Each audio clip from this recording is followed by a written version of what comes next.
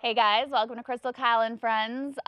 Very, very excited to talk in studio to the one and only Briahna Joy Gray this week. Lots that we want to get her thoughts on with the new reconciliation bill and what her experience was like on the Bernie Sanders campaign and sort of her assessment of progressive movement, past, present, and future. So excited to chat with her. Yeah, she's great. And on her podcast, Bad Faith, she's been hosting just a number of great discussions and debates Yeah, good recently that I've debates. enjoyed. Yeah. She's very good.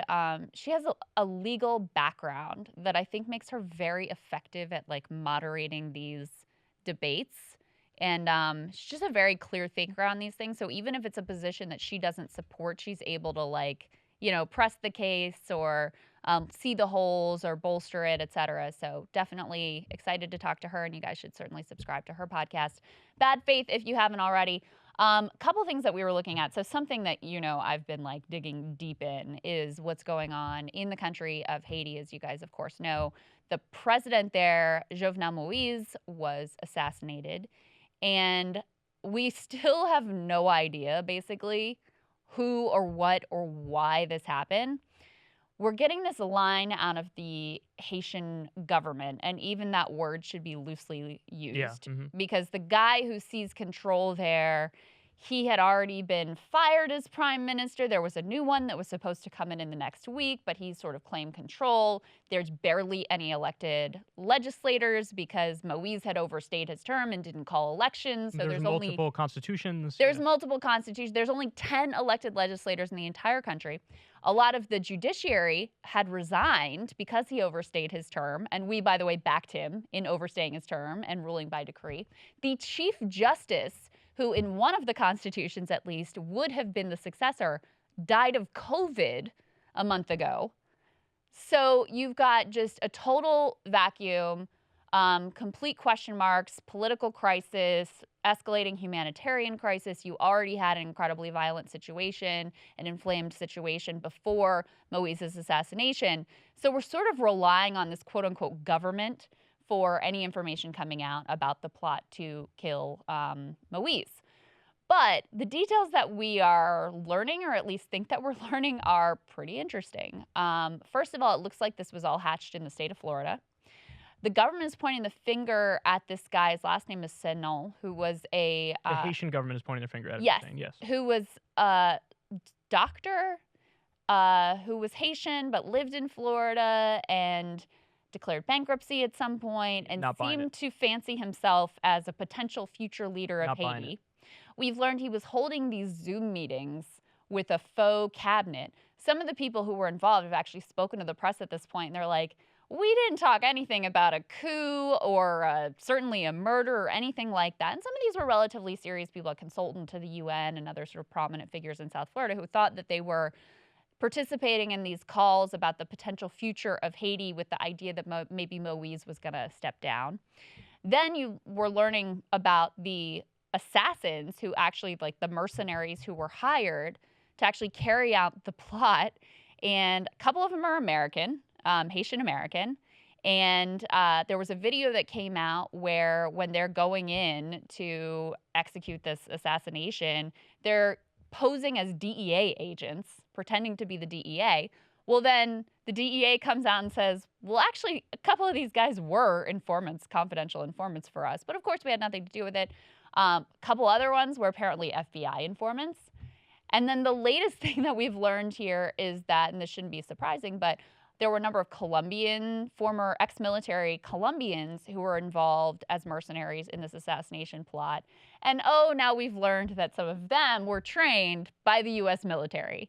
So a lot of moving pieces here, total lack of clarity about what actually happened and whether this Haitian government is being honest about what they're learning.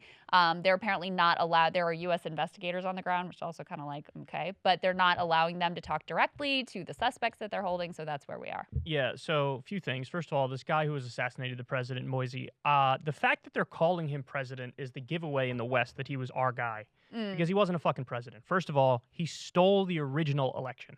He never won the election. He stole the original election. Second of all, as you already pointed out, he overstayed his time in office.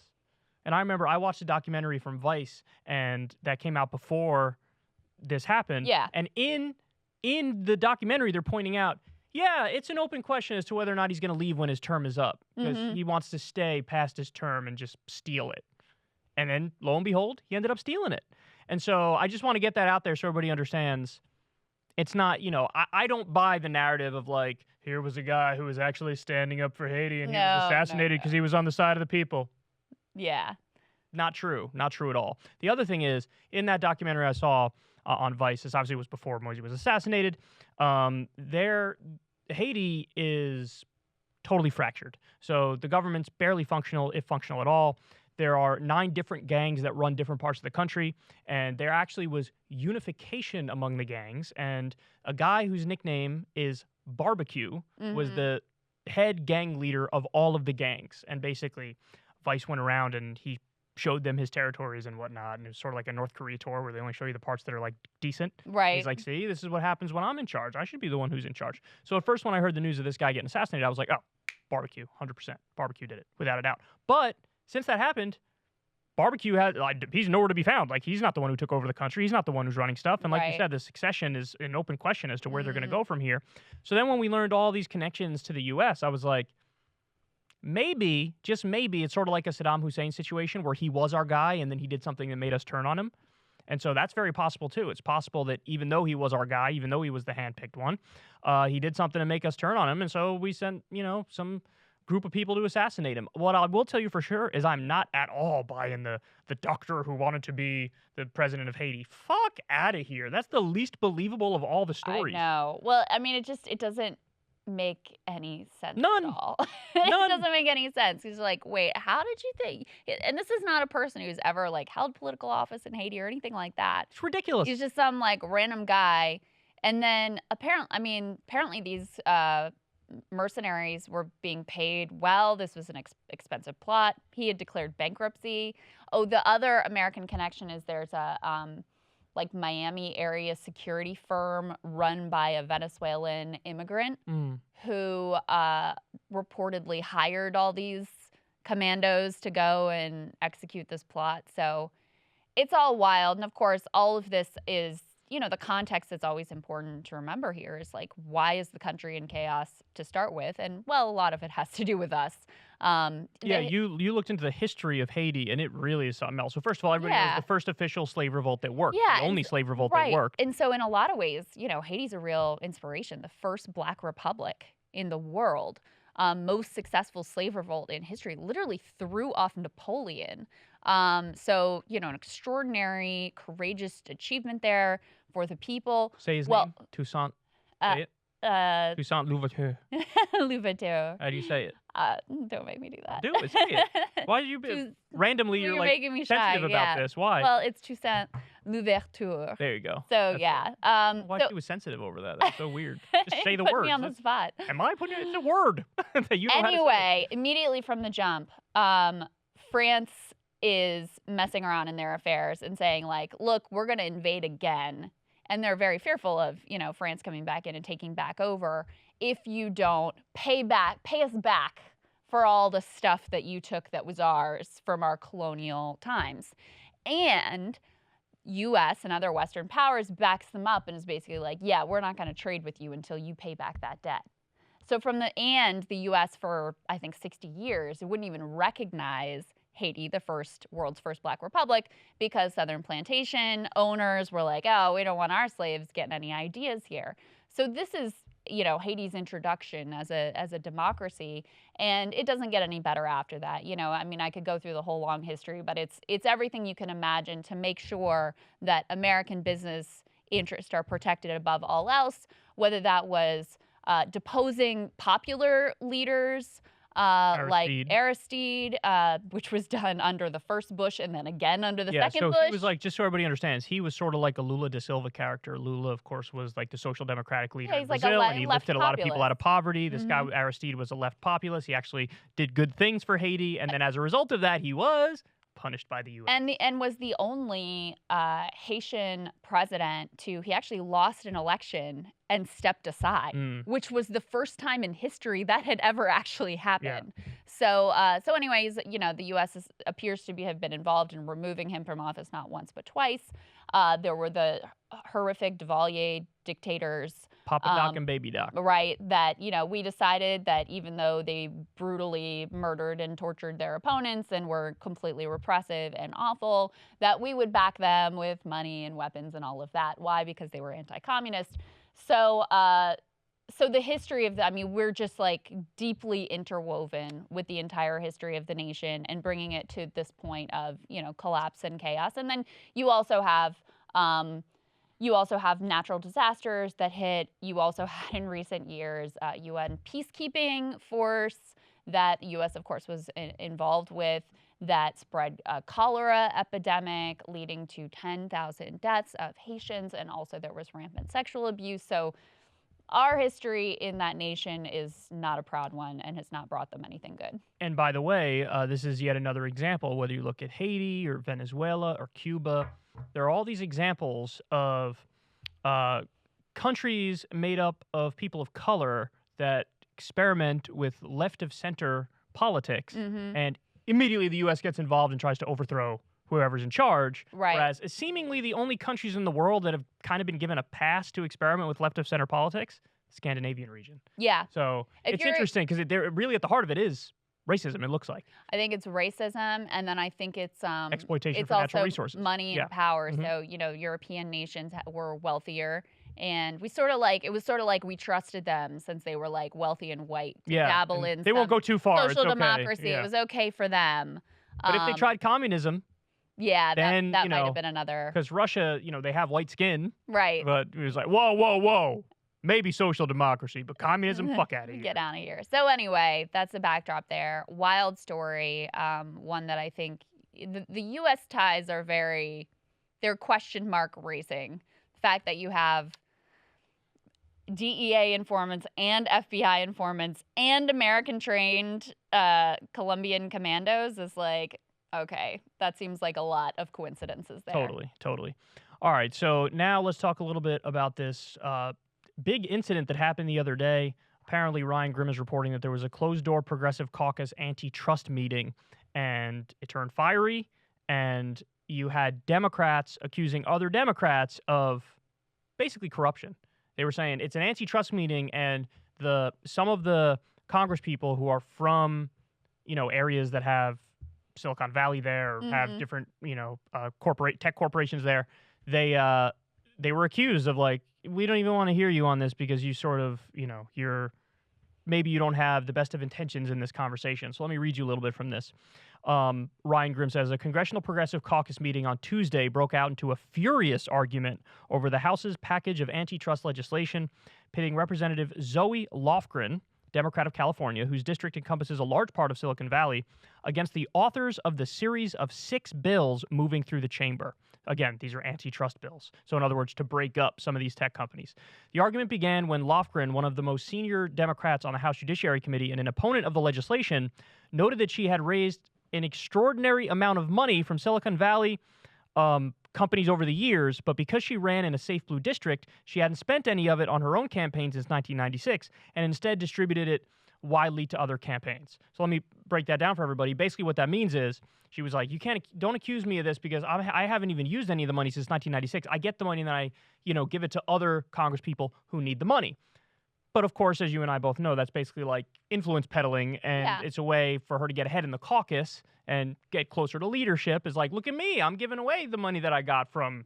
To pretend like she's not benefiting from that's that the argument tech she's making. Yeah, is silly. Right, I'm not. And what are you disingenuous, talking about? and she knows it. Oh, of course she knows it.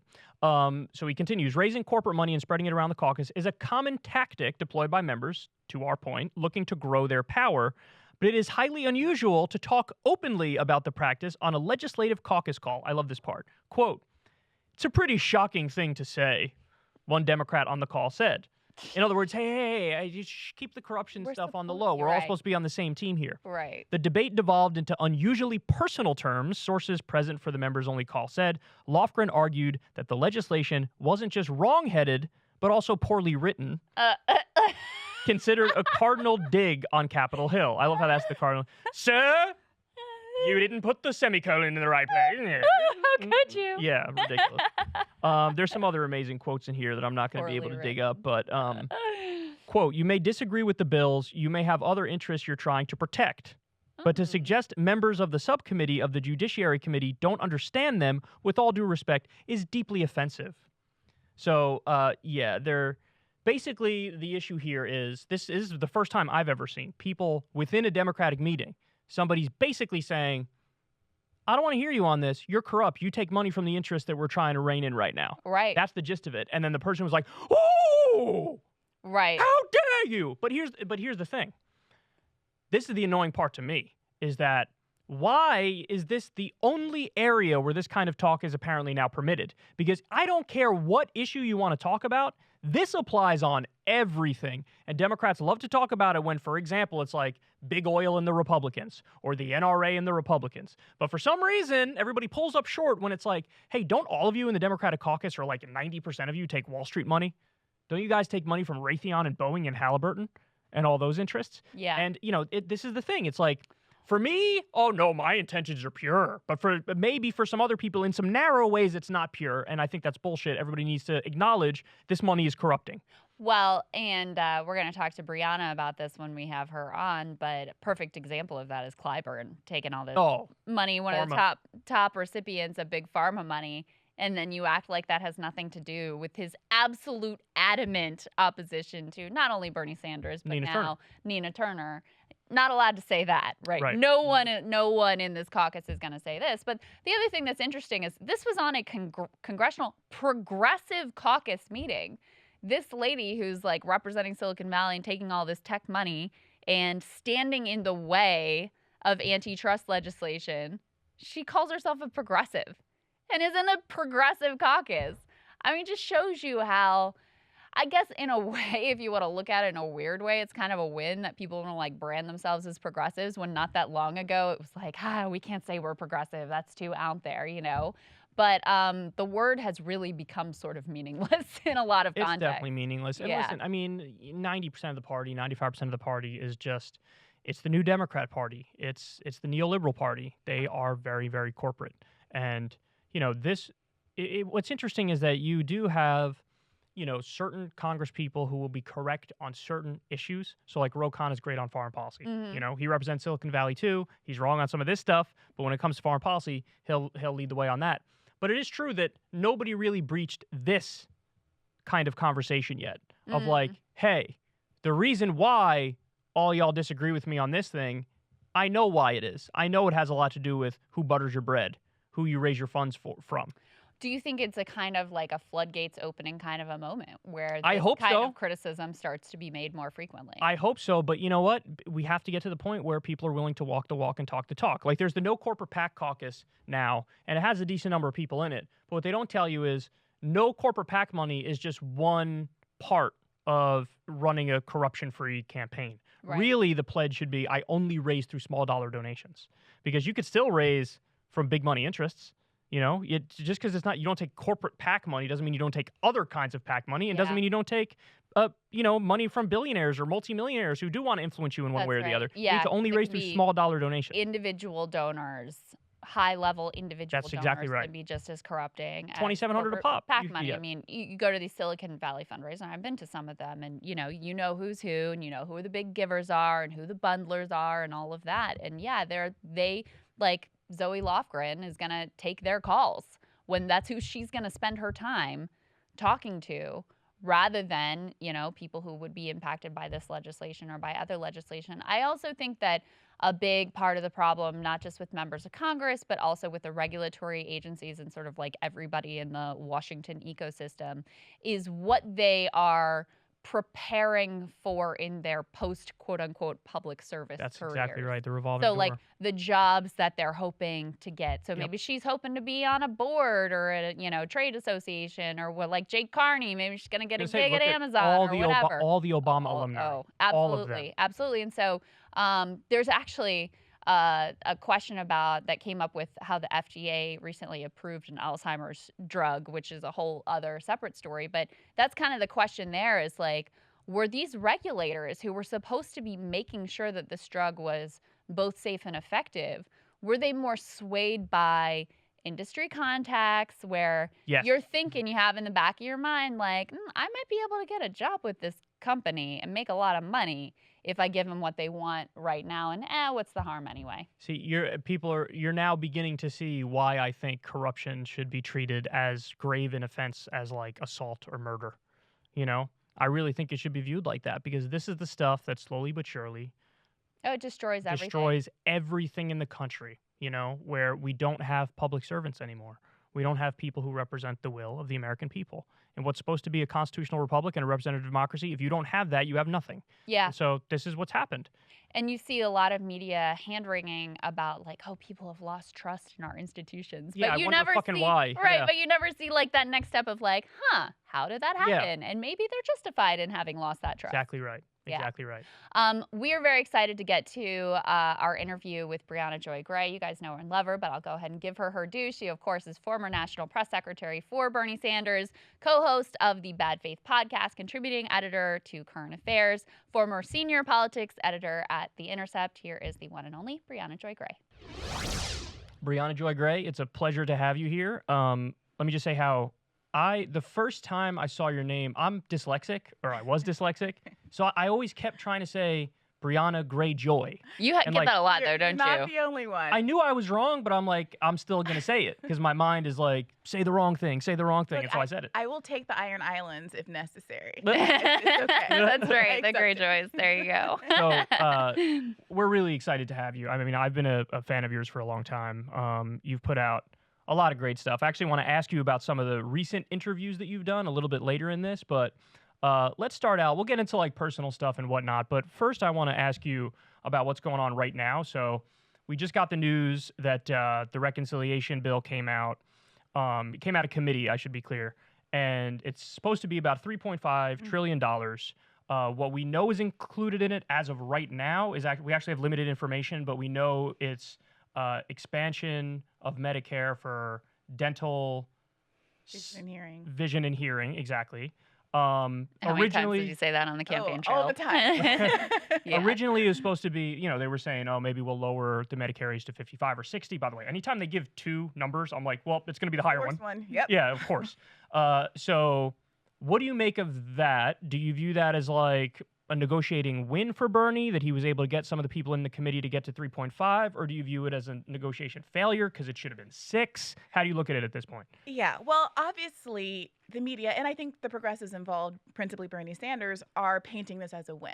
And it's not clear to me how much it is a substantive win or how much it's doing the smart political thing, which is to try to sing the praises of whatever get you get while you can. To sell your own efficacy. I think that's a smart political move. Whether or not progressives and those on the outside should be taking that at face value, I think is a very different question because, of course, this is a reconciliation bill. You need everybody on board. Joe Manchin, I think, was asked yesterday what he thought about the price, and he had previously said he wasn't going to go above $1 or $2 trillion. Mm-hmm.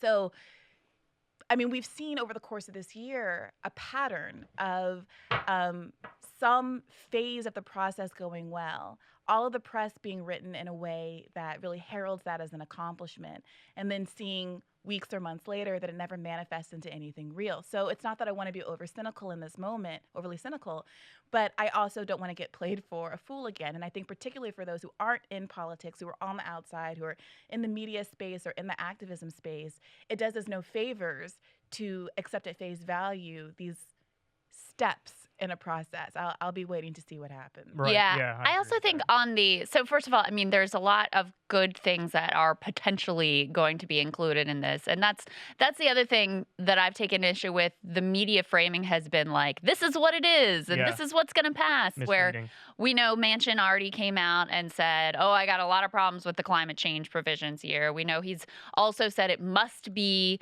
deficit neutral.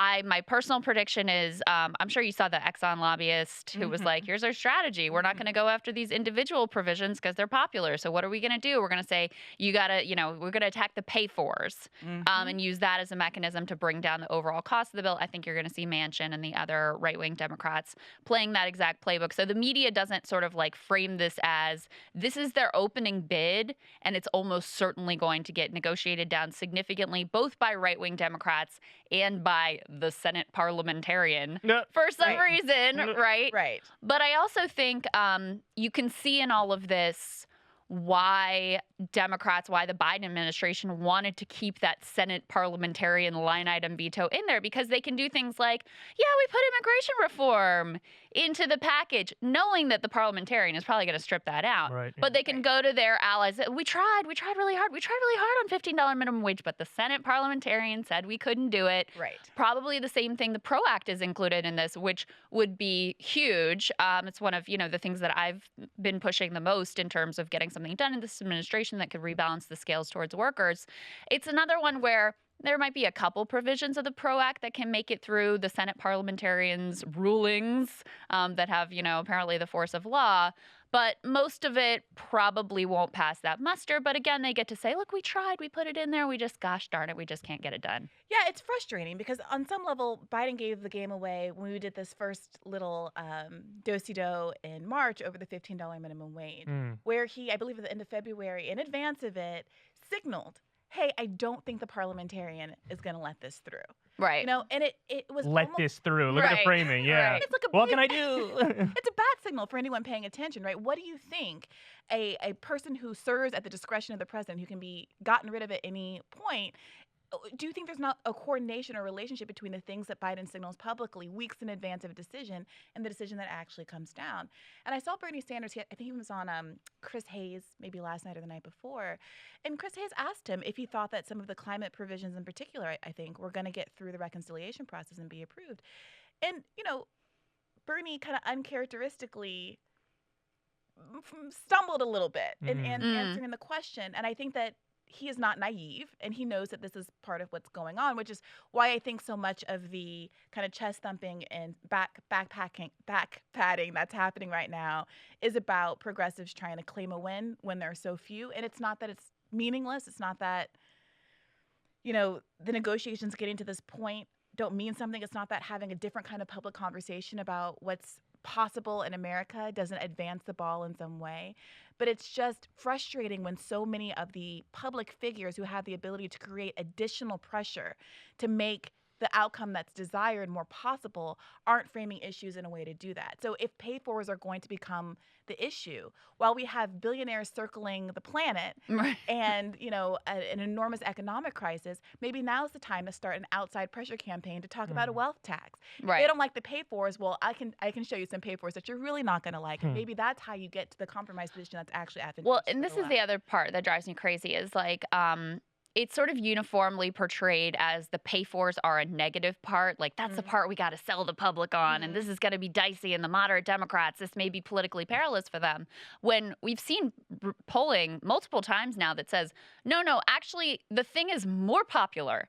Once people find out, oh, you're going to tax the rich and the corporations to pay for this, I like it even more now. Right. So rather than being like, oh, this is something we got to just deal with and this is messy and this is ugly, no, lean into this as an affirmative, positive part of what you're doing. And you'll have, so the idea that it's like a political consideration to cut down on the pay-fors and deal with these taxes in a different way is just completely silly. You also don't even need pay-fors, so the whole conversation is dumb. Anytime they want to do something and they prioritize it, they just do it. When it comes to endless war, they're just like, we're going to do this. Nobody's like, I don't know. We can't find the pennies in order to do it. It's ridiculous. Yeah. So even that whole conversation, I agree with you that those policies are good policies. I want to raise taxes on the wealthy. I want to raise taxes on the rich. But as an affirmative, positive thing in and of themselves. Yes, exactly. But to frame it as like, yeah, we have to do something. You don't have to do anything that you don't want to do. You could easily add that to the deficit. In 2017, they did a Republican tax cut bill that added trillions to the deficit. And 83% of the benefits of that go to the top 1% in the long run. Nobody batted an eyelash. Rand Paul, who pretends like he's a deficit hawk, was like, I'm voting yes on this. And nobody called him out for that. Yeah. So the whole conversation is annoying. But to get back to the original point, I do struggle with this. I struggle with how you walk that line between, I don't want to be a partisan cheerleader, because I think that's stupid, but I also don't want to be overly cynical because I feel like that's slightly less stupid, but can still be stupid. Right. So, like, how do you the always contrarian take Yeah. is just as Right. stupid as the always not contrarian Because you take. lose credibility, and people ultimately want some wins, Right, right? yeah, And it becomes a depressing, no one wants to tune in every week to hear you tell them how terrible the world is and how it's Yeah. not getting better, right? So, I think that it's important where you can acknowledge a real win to do so. And that just kind of like narratively, rhetorically, aesthetically balances it out a little bit. But the reality is that cynicism is usually the smarter approach. Right, yeah. And there's also different ways to frame the cynicism. You can say, Bernie isn't really trying to work for us, and I think he and Nancy Pelosi are somewhere eating their Talenti ice cream together and like laughing at the poor. And you can kind of create that narrative in your head as to why things are happening the way they are. Yeah. Or you can say, look, I think that Bernie understands he's up against a lot, and this is what he thinks he can get in this moment. And I wish he would be the organizer in chief and try to work more with outside groups to create the kind of pressure that would enable him to do more from the inside. Let's do that. Let's pressure him in that way without necessarily writing someone off whole cloth. And it's not that I don't also feel those frustrations where I'm sometimes not sitting in my apartment going, screw so-and-so. Yeah. They're not really trying hard enough.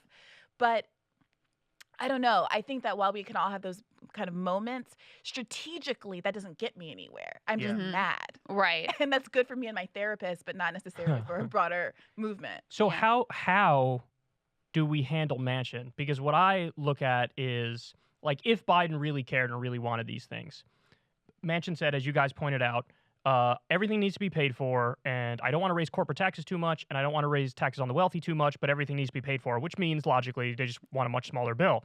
So if you're Biden, is Manchin movable if you call him into your office and you're like, here's the deal. I'll be your best friend or your worst enemy. If you vote for this bill, if you vote for my agenda, you'll get another military base in West Virginia, or you'll get extra infrastructure projects, or you'll get a position in the administration, or whatever you want. But if you vote against it, we're going to primary you. We're going to fully fund the primary opponent. And I'm going to ruin your career. Would that work, you think? I'm naive and relatively new to politics, but it seems to me that the president of the United States might have some influence in these matters. I don't know. I think that there's obviously a great deal of corruption in Washington, and Manchin is, at the top of the list. And I don't know why it always seems to be the case that you can only corrupt people to do bad things for the people and not influence them with spending. Yeah, mafia tactics, but it'll work. To do a good thing. I know, it's never carrots for good. Right. It's only carrots for evil. It's like instead of good trouble, let's get into some good corruption. Good mob tactics. So between that and, what did Bernie say when he was running? That he was going to go to, West Virginia, and, stand in the front yards of Mitch McConnell's front yard, all of the bad actors. And really expose the extent to which there is this huge gap between what these representatives, what these Congress people are advocating for and what the people in their districts actually want. Right. And that, I think, is a really actually scary and effective proposition for folks. Remember that in 2016, Bernie won every district in West Virginia. He is not someone who is dismissed or not taken seriously in that part of the world, especially given the crisis that we're in right now, which if you turn on the news, you would think it's all over. Right. You would think that it's not the case that no one working a minimum wage salary can afford an apartment in America. You would think or two-bedroom, I think, an apartment in America. You would think it's not the case that, over 500,000 people just died. It's not the case that a third of those deaths, those COVID-related deaths, are attributable to not having health care. You would think that, the idea of running victory laps around America finally maybe getting paid family leave when we're an outlier on the globe for not having it, that we were, as a country, are going to run victory laps for expanding Medicare to cover ears, eyes, and throat. Right. Like, it should really be a horror moment that that's not already the case, and that also the odds of me getting Medicare for all by just turning 60 seem, at this point, higher than advocating for Medicare for all because we actually have Medicare for all. Yeah. Right? So let me ask you about some of the good things that are in the package. One in particular that I think has gotten a lot of praise is the child tax credit, which is hitting people's bank accounts. The first, hit of that is hitting people's bank accounts right now. And they made it, just for 1 year in the initial relief bill. This reconciliation package would extend that child tax credit further, although not make it permanent. 2025. With the idea, I mean, I think the political idea is basically like, well, if we give it to people for long enough, they're not going to be able to take it away, which I actually think is kind of sound reasoning. Estimates are as high as we'll have childhood poverty, probably more realistically, given the number of poor kids that essentially fall through the cracks, is probably more like cut it back by 30%, which is certainly a good thing, helps catch us up to the rest of the developed world in terms of just investing and supporting children and making sure that kids don't grow up in poverty. What do you make of that policy, and do you think it's as transformational as it's being sold? Of course. I mean, you already see the excitement. Like one of my barometers, especially during COVID, where you can't go out into the world, or at least over the last year, couldn't go out into the world in the same way you normally would. And I'm not on the campaign circuit anymore and not talking to people at rallies and such. Is rightly or wrongly to look at the comment section of regular pop culture websites. And when you go to the Shade Room or TMZ or whatever it is, you see people talking about two things. You see them complaining, talking about, where's my stimmy? Mm-hmm. Joe Biden lied, where's my stimmy? And you see a lot of excitement about this child tax credit.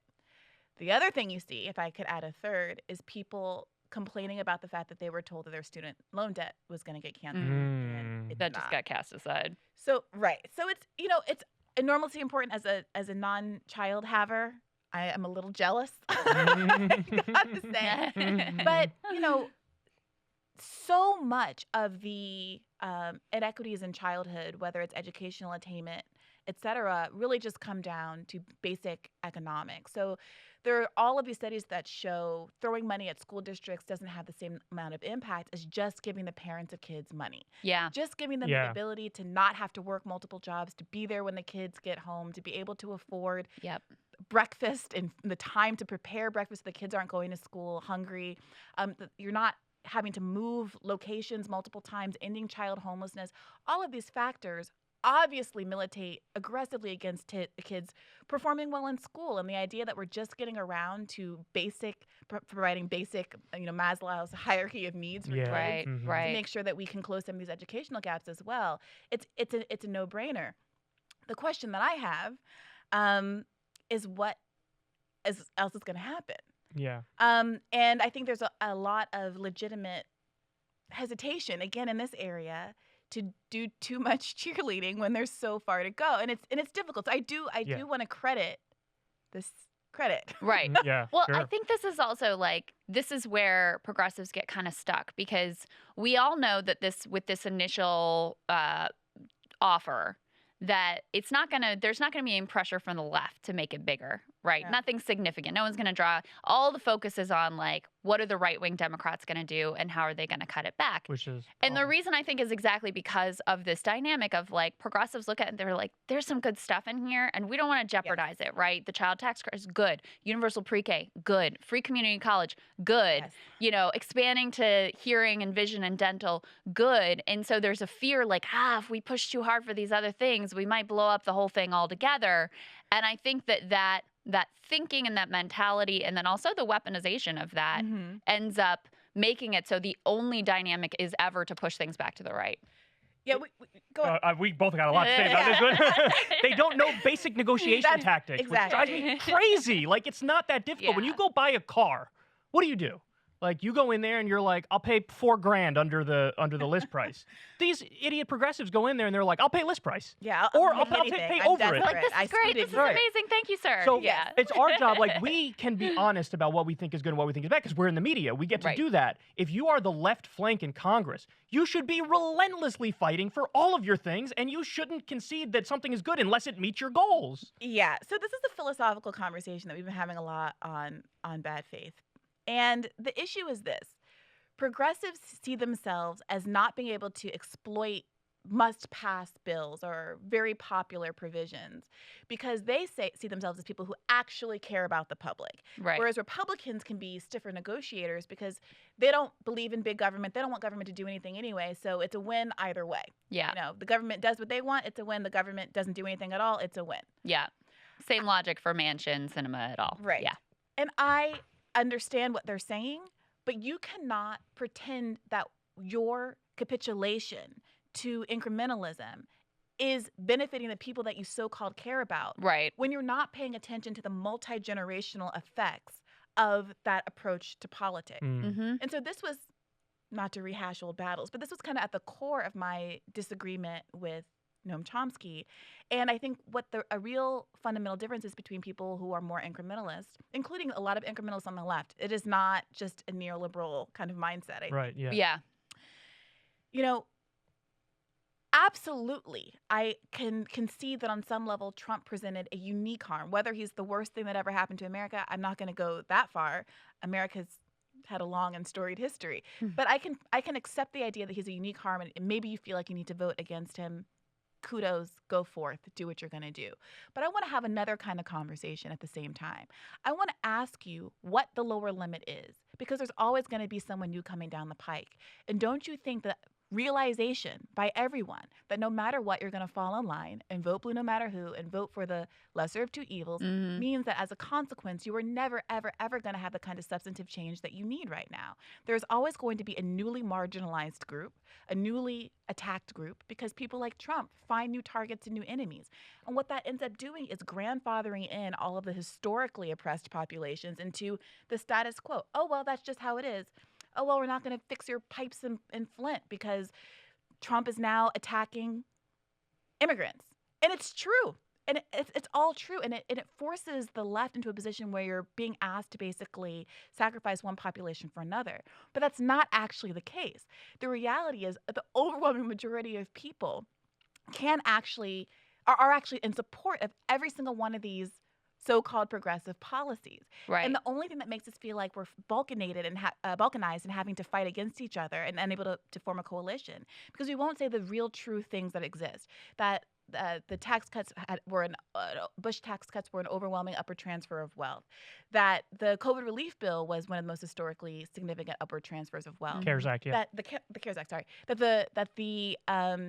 That billionaires have added how many trillions of dollars to their wealth over the course of the COVID pandemic, that we are the only country in the world that doesn't have some of these basic social programs, that you don't need pay-fors, that we can do things through MMT and other kinds of financial wrangling.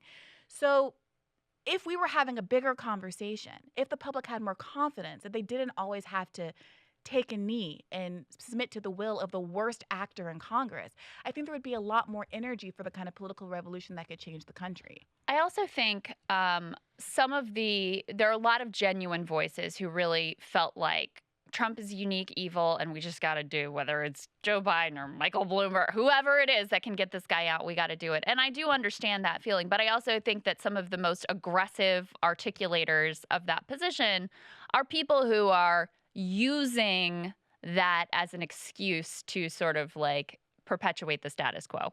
And I think about this in light of, and I know you talked on Bad Faith about Jim Clyburn, who of course famously helped to tank Bernie's campaign in the primary and now is trying his darndest to tank Nina Turner's campaign as well. And, with Bernie, the case that he and others were making was, look, guys, you may like what this guy's got to offer, but we got to get behind Joe because he's the one who can win. He's electable. He's the one who can win. Well, that argument doesn't make any sense in the context of Nina Turner. This is going to be a Democratic seat. Correct. The only thing that they don't like about her is that they can't control her. Correct. And she's not a part of their cabal. So it's like as naked as could be what is actually happening here. Yes. So on one hand, I'm glad they're kind of showing their tickets in that way. On the other hand, I wish that people with the national platform to really expose what's going on here would do so. So I can sit on my little podcast platform and complain about Jim Clyburn all day and night. But part of the issue is that, and we just did an episode about this that aired today about, what some, many on the Black left call the misleadership class, that this noxious combination of identity politics and people who in good faith are trusting figures that historically have been involved in the civil rights movement and been around a long time, there's an enormous amount of community trust. And you can sit around and say, okay, well, the younger generations feel differently and they like Bernie and we'll just wait for everyone to die. Or you can try to actually figure out how to disentangle older Americans from these relationship bonds with these older folks by exposing these moments like with Nina Turner in Ohio's 11th district and really ask the question on a bigger platform and with other people who are stakeholders in the Black community and are respected to say, why would you get involved in a race, CBC PAC, why would you get involved in a race between two Black women, one of whom has been already endorsed by all the most popular young Black squad members there are, who had, I'm not sure where her polls are right now, but who at the time had like a 20 30 or 40. lead. Yeah, who was up there? Yeah. You know, who has a long history of, you know, political engagement in the community. Why would someone like Jim Clyburn get involved? And why is it that we are the only ones in America who are screaming from the rooftops that Jim Clyburn takes more money from the pharmaceutical industry than anybody else in Congress? Right. And that's what was motivating fundamentally him throwing the hat in the ring for Joe Biden. Imagine if even one, I have these fantasies. Imagine if even one person in the mainstream media had said that out loud. After Jim Clyburn's endorsement. They'd be called racist. That's what would happen. 100%. I would argue there are a couple of Black leftists who could have been deployed to make that case. Like who? I know one or two. You know, maybe you're one that was saying in the media or? No, I'm saying as a national press gotcha. secretary of a campaign, I would argue Gotcha. or people even like Nina Turner, who was a co-chair of the Bernie campaign, could have been deployed to make that case if you wanted to run a certain kind of race. If you were willing to kind of go there, which I would argue is not far. This is not a dirty pool to look at somebody's, you know, corporate record, filing. You know, like it's not. That is the evidence that the people need to hear about. And I don't understand, you know, 2016 felt like a very different race because there was not that same hesitancy about talking about corruption. Because he didn't like Hillary, because Bernie didn't like Hillary. So, yeah, but this does get into the bigger questions about Bernie's campaign. I remember when Zephyr Teachow wrote an article, and the article was like, look, this is just the facts. Joe Biden's corrupt. Here it is laid out for you. And Bernie behind the scenes was mad at Zephyr Teachow for that. And, you know, First of all, that's accurate, right? That he was upset about it. Yeah, well, he was publicly mad about it. It wasn't even just private. Yeah, that's true. When that happened, I actually was doing a hit on MSNBC, like at the time the article came out, and was asked about it. And so from my perspective, I got a call immediately from the comms director, like apologizing, and he was obviously very upset. And, you know, I think the reality is that article was approved. You know, she didn't step out of line. That article was approved by the comms department. Right. And I think that she was kind of unfairly thrown under the bus for it. She wasn't stepping out of line. She wasn't freelancing. She wasn't freelancing. And so I think internal miscommunications ended up falling on her quite unfairly. She was some the scapegoat. Other people who were also involved in the process unfairly took that hit. But more substantively, I think she was right. And that was exactly the kind of messaging that I think would have given Bernie a much better chance to win. So it's that, correct. I agree with you. But then also the other giant failure, and I think the numbers really bear this out, is that he didn't make the case. We just ran this experiment in 2016. You guys said the centrist was more electable. She was not more electable. She lost. Joe is exactly like Hillary ideologically. Hillary 2.0. I am the most electable. Only I, Bernie Sanders, can beat Donald Trump. Now, we know in retrospect that's not true. Biden did end up beating Donald Trump. But at the time, that's the argument you had to make in order to move the polls. Pandemic and like mass mismanagement. Because all the polls showed, on the actual issues, everybody was with Bernie. It was overwhelming, but the one area where Biden was absolutely obliterating Bernie was this issue of electability, and he didn't push back on that. I'd agree. I also think that the campaign at some point started trying to reach discrete demographic groups that they felt like they had to win on the basis of appealing to what they thought that those demographic groups wanted, as opposed to realizing that, you know, Black Americans' number one concern was electability also. And then instead of trying hard to like pitch this ad using some South Carolina elected woman, you know, like that stuff is fine, but really they just want to know that you can beat Trump. Yeah. Yes. Right. Talk a little bit more. You called it the Black misleadership class. Yeah. What do you see as like the roots of that dynamic.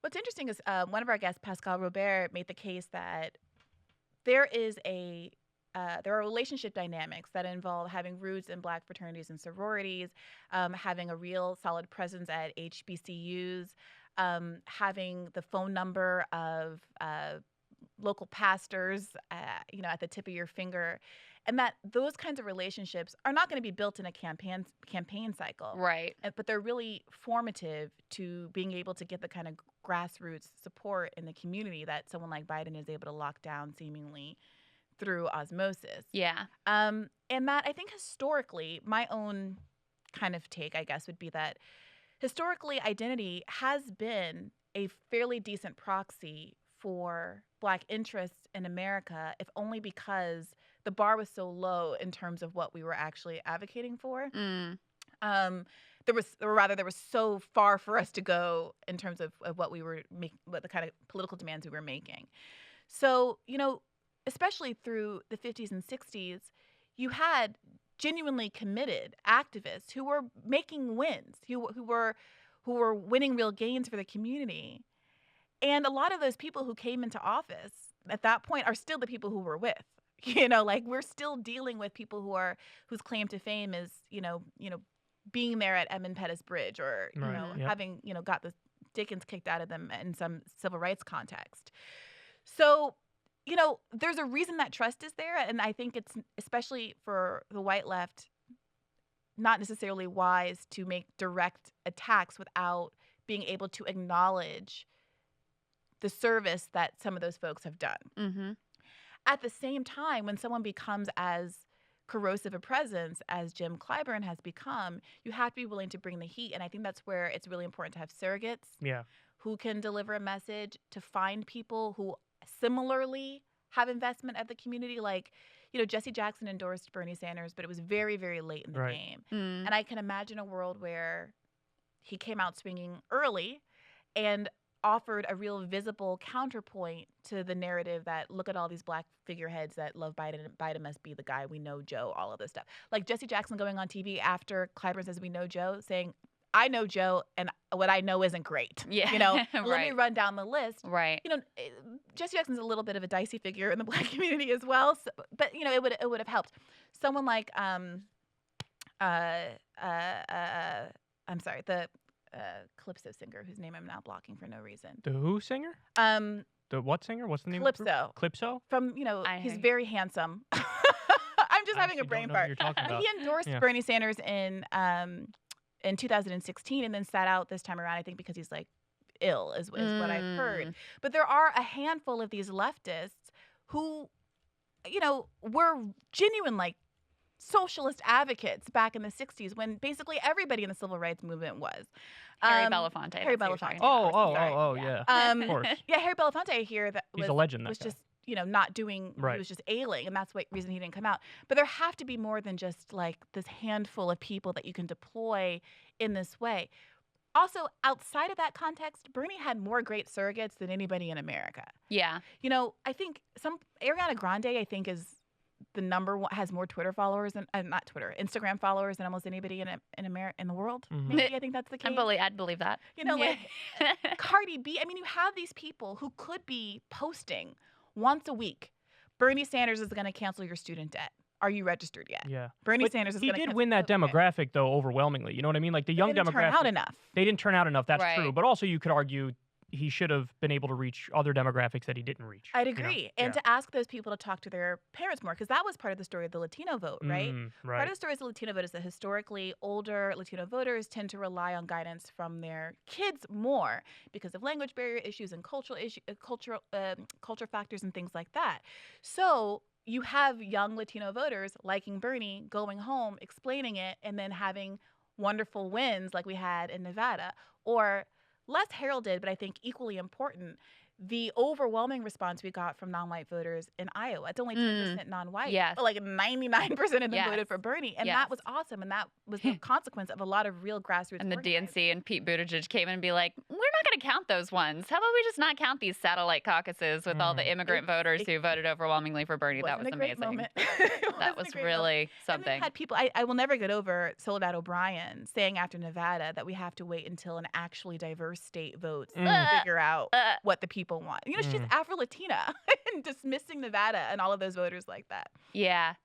I mean, it is part of why I think it's important to continue to ask these questions is because the reality is the older black voters in the South are a major barrier for progressives. And I mean, really sank Bernie's campaign 2 times around, truly. But here's the thing. I truly don't think that has to be the case. And I sometimes think a kind of pessimism from the left about those voters comes from a sort of ignorance about how to communicate with them and what can be done there. And I'm not saying it's going to be a complete 180 and they're going to be,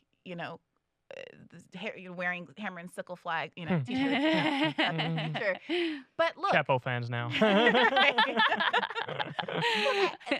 Those older voters are the older voters who were alive contemporaneously when Dr. Martin Luther King, who said he was much more closely associated with socialism and capitalism, was doing his thing. And the idea that Bernie never framed the issue as, if you have concerns about democratic socialism and what that means, look to Dr. Martin Luther King. Look at the origins of the civil rights movement and the labor movement, even in the 1930s. Look, this is not an appropriated tradition that people are trying to put onto you. The history of socialism in America is a very Black and multiracial history. Yeah. And let's highlight those historical narratives that really put you at the center of it to explain why this is a tradition that you should be a part of.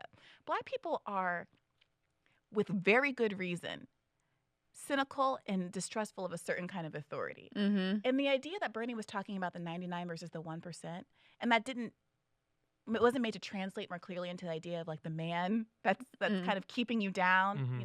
These oppressive forces of government that historically very much have been keeping you down. That 1%. I understand that there's this push and pull between how much you want to racialize things, and we talk about that a lot on the show. But 1% is a disproportionately white 1%. Yes. And if you want to make the case, I wanted to go to Mississippi, which used to be the richest state in America because of slavery, and had most millionaires per capita because of slavery, and have Bernie make a speech about the 99 versus the 1% that really told that history, right? That really didn't say, this is my story, and now I'm going to reason by analogy and talk about disparities, and that's how we're going to pull all these other groups into the story. No, to tell the story of the 99 versus the 1% from a point in history that makes it really clear that this is a Black story. This is about you. So here's another thought I had where I really think Bernie, sort of messed up in the campaign is that I would have defined all of these policy positions that he advocates for. I would have called that moderate. I'd have been like, I'm the moderate. Joe's the one who's extreme. He's the one who voted for the Iraq War. He's the one who voted for the Patriot Act. He's the one who outsourced your jobs. He's the one who did the crime bill. He's the one who did the bankruptcy bill. I'm the one that has the moderate positions. Do you think that an argument like that would have potentially resonated more? Yes, but especially because regardless of the moderate part, the willingness to tee up all of Joe Biden's transgressions the way that you just did, I think is enormously powerful and was never done. And the closest that, he came was that last, Ides of March debate. The debate after which we all went home and quarantine happened and it was, the pall fell on America. Yep. But it was still Joe Biden's my friend ultimately. Yep. He can win. He would be a good president. That drove me crazy. And, he can win. Oh, that was talking Bernie, to you on what that are you day, doing? It's over. I think he can win, but please pick me. It's difficult because I was having a debate with a more centrist friend of mine recently, and they were asking me, they were like, why do you hate Joe Biden so much? And I was like, well, it's not personal. I don't hate Joe Biden, but let me ask you this. Do you expect me to have affinity for the guy who was the architect of the crime bill? Like, I'm like really asking you. Right. You know how much student debt I have. Do you think that I should be, sanguine about the guy who made it so that I can't discharge this in bankruptcy? Like, how many very specific things? Like, I'm not fun at parties. I admit it. But I was like, don't come at me over my like mild critique of Joe Biden when I have every right to be furiously hateful of the man. But like, I don't think that's useful to me to take my energy there. But if he were correctly portrayed, if he were accurately described, he should be considered a not great person. Right. Yeah, no. For a lot of Americans whose lives he's directly impacted, mass incarcerated, thrown into bankruptcy, and ruined. Trade deals sent overseas, entire populations out of work. That's another issue, by the way, that deindustrialization disproportionately hurt Black Americans. Yes, it did. That's right. Framed as and it's usually framed as like just blue collar white people. Right. Yeah. White hard hat workers. Yeah. That's right. We had a whole discourse during the primary about how if you said working class voters, this is Yeah, I what the remember mainstream this. media was. Because I get hit with If this you too. said working Yeah. class, you mean You white just working mean white class. people. I think Thomas Frank was mixed up in that. He wrote an article like saying you got to appeal to working class voters, and everyone was like, "You're being a racist." Yeah. Like, the word white does not appear in this article. Exactly. And if you're actually talking about the working class, you are disproportionately talking talking about about people Black of and brown color. people. Exactly. Yeah. Of course. Yeah. Of course. That's right. If the $15 minimum wage were to go into effect, Yep. God Yeah. willing, I think it's a raise for 38% of Black voters. There was something else that was really gross that was done to you. And when we were talking about like which Black surrogates would have had an impact, there was an attempt to make you or Nina Turner or anyone affiliated with the Bernie Sanders campaign sort of like not real. They don't really count. Not really Black. From the island of misfit Black girls, I believe was the That sounds disgusting vaguely quote from one familiar. Dr. Jason Johnson, who's now back on Back on MSNBC. MSNBC. Imagine a white Um, dude said that. I mean, he's still also probably back on MSNBC. Yeah, it is frustrating, but also just a really revealing moment in the world of identity politics because it shows how frail that edifice really is. Right. Yeah. Mm. When I first started writing, I think my first piece for current affairs, and it went kind of viral, was about identity politics. And I remember going on Daily Kos, and there was like a long article kind of comment response to me that started, if this article hadn't been written by a white person, I would take it more seriously. And it's like, it's not like if you Google Briahna, some white girl comes up. Like, truly, Whoa. And So then they just assumed. they even said, I Googled her and just, she's white, so I can't take this seriously. That's the level of cognitive dissonance Whoa.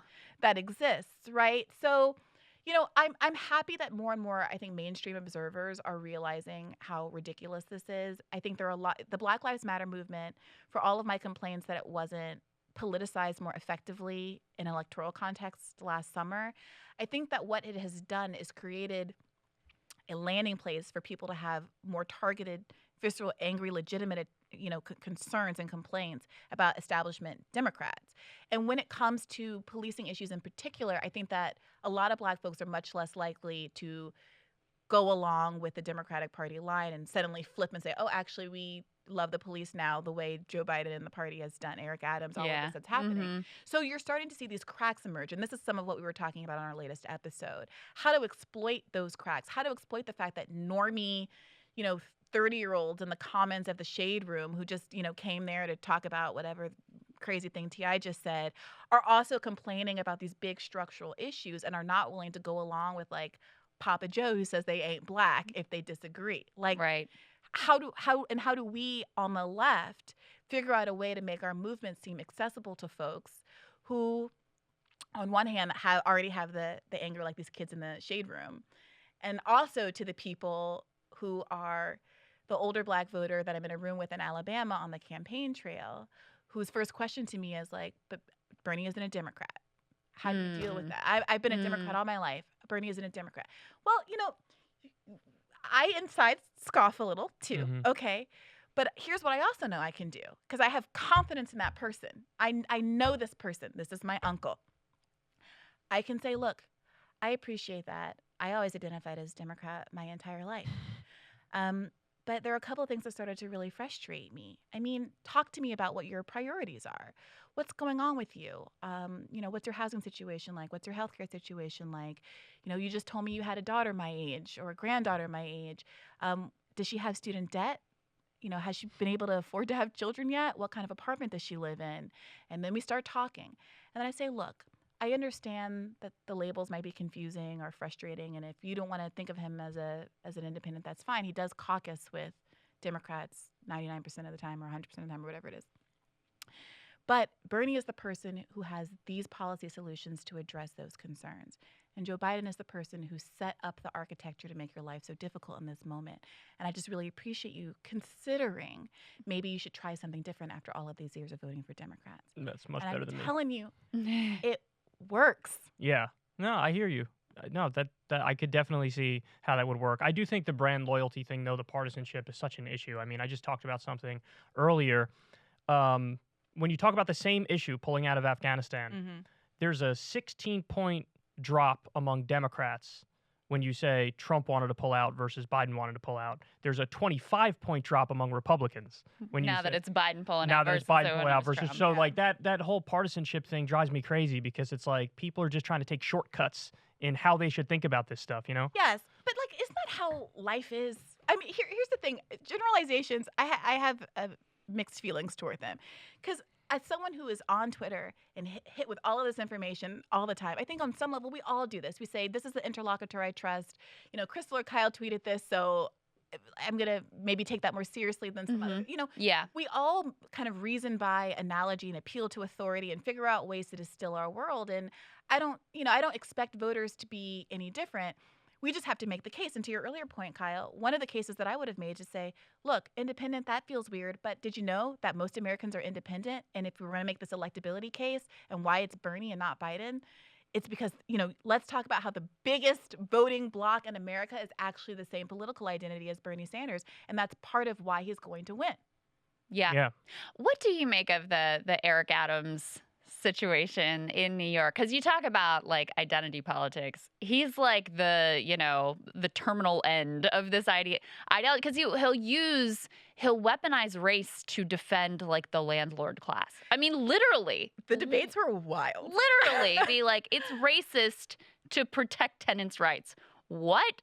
So what do you make of this guy's rise and all the takes on his rise and all of that? So that kind of take, it's racist. It's racist to undermine the Black bourgeoisie is like extremely popular with the Black leadership class. Like basically what it is an entire brand of politics that has evolved to protect the talented 10, this tiny tranche of Black people that actually were able to take advantage of relative equality coming out of the 60s and 70s and the small window of affirmative action programs that existed and create this like small Black middle class. And when you see the enthusiasm around Kamala Harris and the pearls and Chuck's thing and like the all the sorority stuff, like that's what that is. And I say that as someone, both my parents went to Howard, they met there. My father was an Alpha. My mother, as a young person, as a student, was always very repelled by that kind of politics because it is so limited. It is all about just recreating all of the bad hierarchies that exist in white America and Black America. Yeah, let's protect this for ourselves. Yeah. Exactly. So a lot of Black people, for reasons that I have some empathy for because of their relative precarity in the Black middle class, are holding on so tight to being able to maintain. And weaponizing that in the way that Eric Adams does and kind of promising that the middle class is going to be safe and that you too can join it, I think is really effective. And I think the left, again, we can scoff and we should talk to our partners and therapists and scoff not out of our system. And then come back to the table and say, okay, these are the priorities of voters. They don't want to hear that it's going to be anarchy. I mean, you and I may privately have a conversation about the relative merits. Ideological anarchy, right. But regular people with like jobs and kids and responsibilities don't want anarchy. They want to feel safe. Yeah. They want to. How do we talk about our values in terms of defunding the police, and socialism without making it sound scary. Because sometimes I do think there's a kind of virtue signaling on the left. Totally. Where you just want it to sound like, I'm the biggest, baddest I'm person. Make it sound as I'm part of the radical and subculture. fringe Yeah, as possible. I'm in the niche subculture. Look Right. at me. It's like, that's by definition not the majoritarian culture, so you're going Correct. to lose if you do You're that. not going to have a populist. Right. You know, I want to win. Same. So, you know, I think there is a way to talk about defund the police. And I don't want to use the word reform, but, you know, other kinds of police reforms without making people feel like as a consequence they're going to be unsafe. You have to lead with a conversation about the fact that we have been throwing money at police departments since time immemorial, and there's no correlation between funding police more and bringing down crime. And what does correlate with bringing down crime? Say, I'm with you. The crime in your neighborhood makes it very difficult for you to live. Yep. And I'm not going to downplay that in the least. How do we fix that? My research shows that instead of giving money to buy another tank for your neighborhood, the best thing that's going to do is to invest in your community in the following ways. And here's the case, right? And so I think that Eric Adams was very shrewd in understanding a certain kind of politics and an appeal, and the other progressives in the race did not. I think that arguably, I think Stringer could have won. Yeah. Mm-hmm. And then that's a whole other conversation about, I mean, those allegations against him, which the left just ran, you know, Working Families Party and others just They always do that. They always do that. Jumped right on top of without even taking a second to like look into. And that gets back to the point you made about virtue signaling, about like, I'm part of the in-sub culture and I believe women, therefore it's by definition correct, even if you're taking down our best hope. Even though it took 1 week for Ryan Grimm to do some reporting and be like, there's some big old holes in this story. Like the Alex Morse thing. And then it comes out that she took her story to the New York Times. They were like, no, there's not enough there. So she just calls a press conference and everybody takes it as fact. Right. Yeah. By the way, to your point, I have my own line on that when it comes to police. I always say I'm tough on crime on things that I think should actually be crimes. But when it comes to things I don't think should be crimes, like anything involving marijuana or drugs, you know, free every single nonviolent drug offender in the country. But yeah, does that mean I'm going to go soft on like a triple murder suspect? Right. No. Even the one murder. No. Yeah. Yeah. I'll go soft on the one murder, but not the three. You get one, but after that, we're done. That's my official position running for president. See how far I get. Where did your sort of politics develop? Did your parents have the same politics, or where did it come from? So my mother is from Cleveland, 11th district. Yeah, love that. She still vote there? No, unfortunately, but our whole family does, and I'm gonna try to go in the days leading up to. I love that. And corral some folks. That's awesome. She was raised by her parents were very young. They had her as teenagers, and my grandparents are kind of fascinating figures. My grandfather was a kind of radical Nation of Islam type. That's awesome. Who brought all of that home and had my mom listening to Jill Scott Heron as like a child and like reading, you know, books that she probably should not have been reading for her age level. I remember her saying, you know, when I got to Howard, I had already read everything. Wow. My father had me read all the things. That's cool. And my grandmother was kind of like a hippie. She was a Buddhist. My mom tells a story of coming home from school one day, and they had painted all the walls black and gotten white shag carpeting, and there were like trailing plants everywhere, and there's always a big fish tank. You know, they were just kind of like whimsical and went to the beat of their own drum. And I think that my mother was inculcated with those values, and I remember her saying when we were young, you know, she always voted green. Like Obama, I believe, was her first vote for a Democrat. Wow. I think the first year she could vote was 1970. No, she couldn't vote in 1978 because she didn't turn 18 until after the election. So 4 years later, and she was like, I was in my 20s in a neoliberal hellhole. Like, it was just the worst time ever, and I never had any good options. And she says that she remembers feeling about Bill Clinton the way that I am feeling about Joe Biden right now. She's like, I completely empathize, and we left the country. We left the country for the entire Clinton administration. So 92 to 2001. And then you were like, fuck, Bush. Time to leave again. Right. So yeah, I do think that I was raised in a tradition where it was it was normal to question politics. Although I wouldn't say that I was particularly political until, frankly, Bernie. Nothing engaged me enough, I think, because everything seemed like some milquetoast the same until Bernie came along and there was a human being that so much better like reflected my actual values instead of just pressing the D because that's what you're supposed to do. Did your you mentioned your grandfather was in the Nation of Islam? Mm-hmm. Did he know Malcolm X? No. My grandfather's a character. But you knew Elijah Muhammad, obviously, right? My grandfather was aesthetically, I would say. I mean, like principally and politically, but also he was just. I mean, he's since passed, so it's not like I can get him in too much trouble. But let's just say he was a character who was up to some stuff. Okay.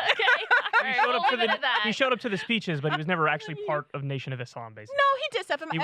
My mother was in like the youth, like the little, maybe it was actually the Black Panther youth groups in Cleveland. Cleveland, yeah, they did stuff. Yeah. I mean, you should have her on and talk about it. She will be much more. Call her up. Let's get her on the line. Right, than I am. What was your daddy doing? Tell us more. Yeah, I mean. Maybe one day I'll write a book about it all.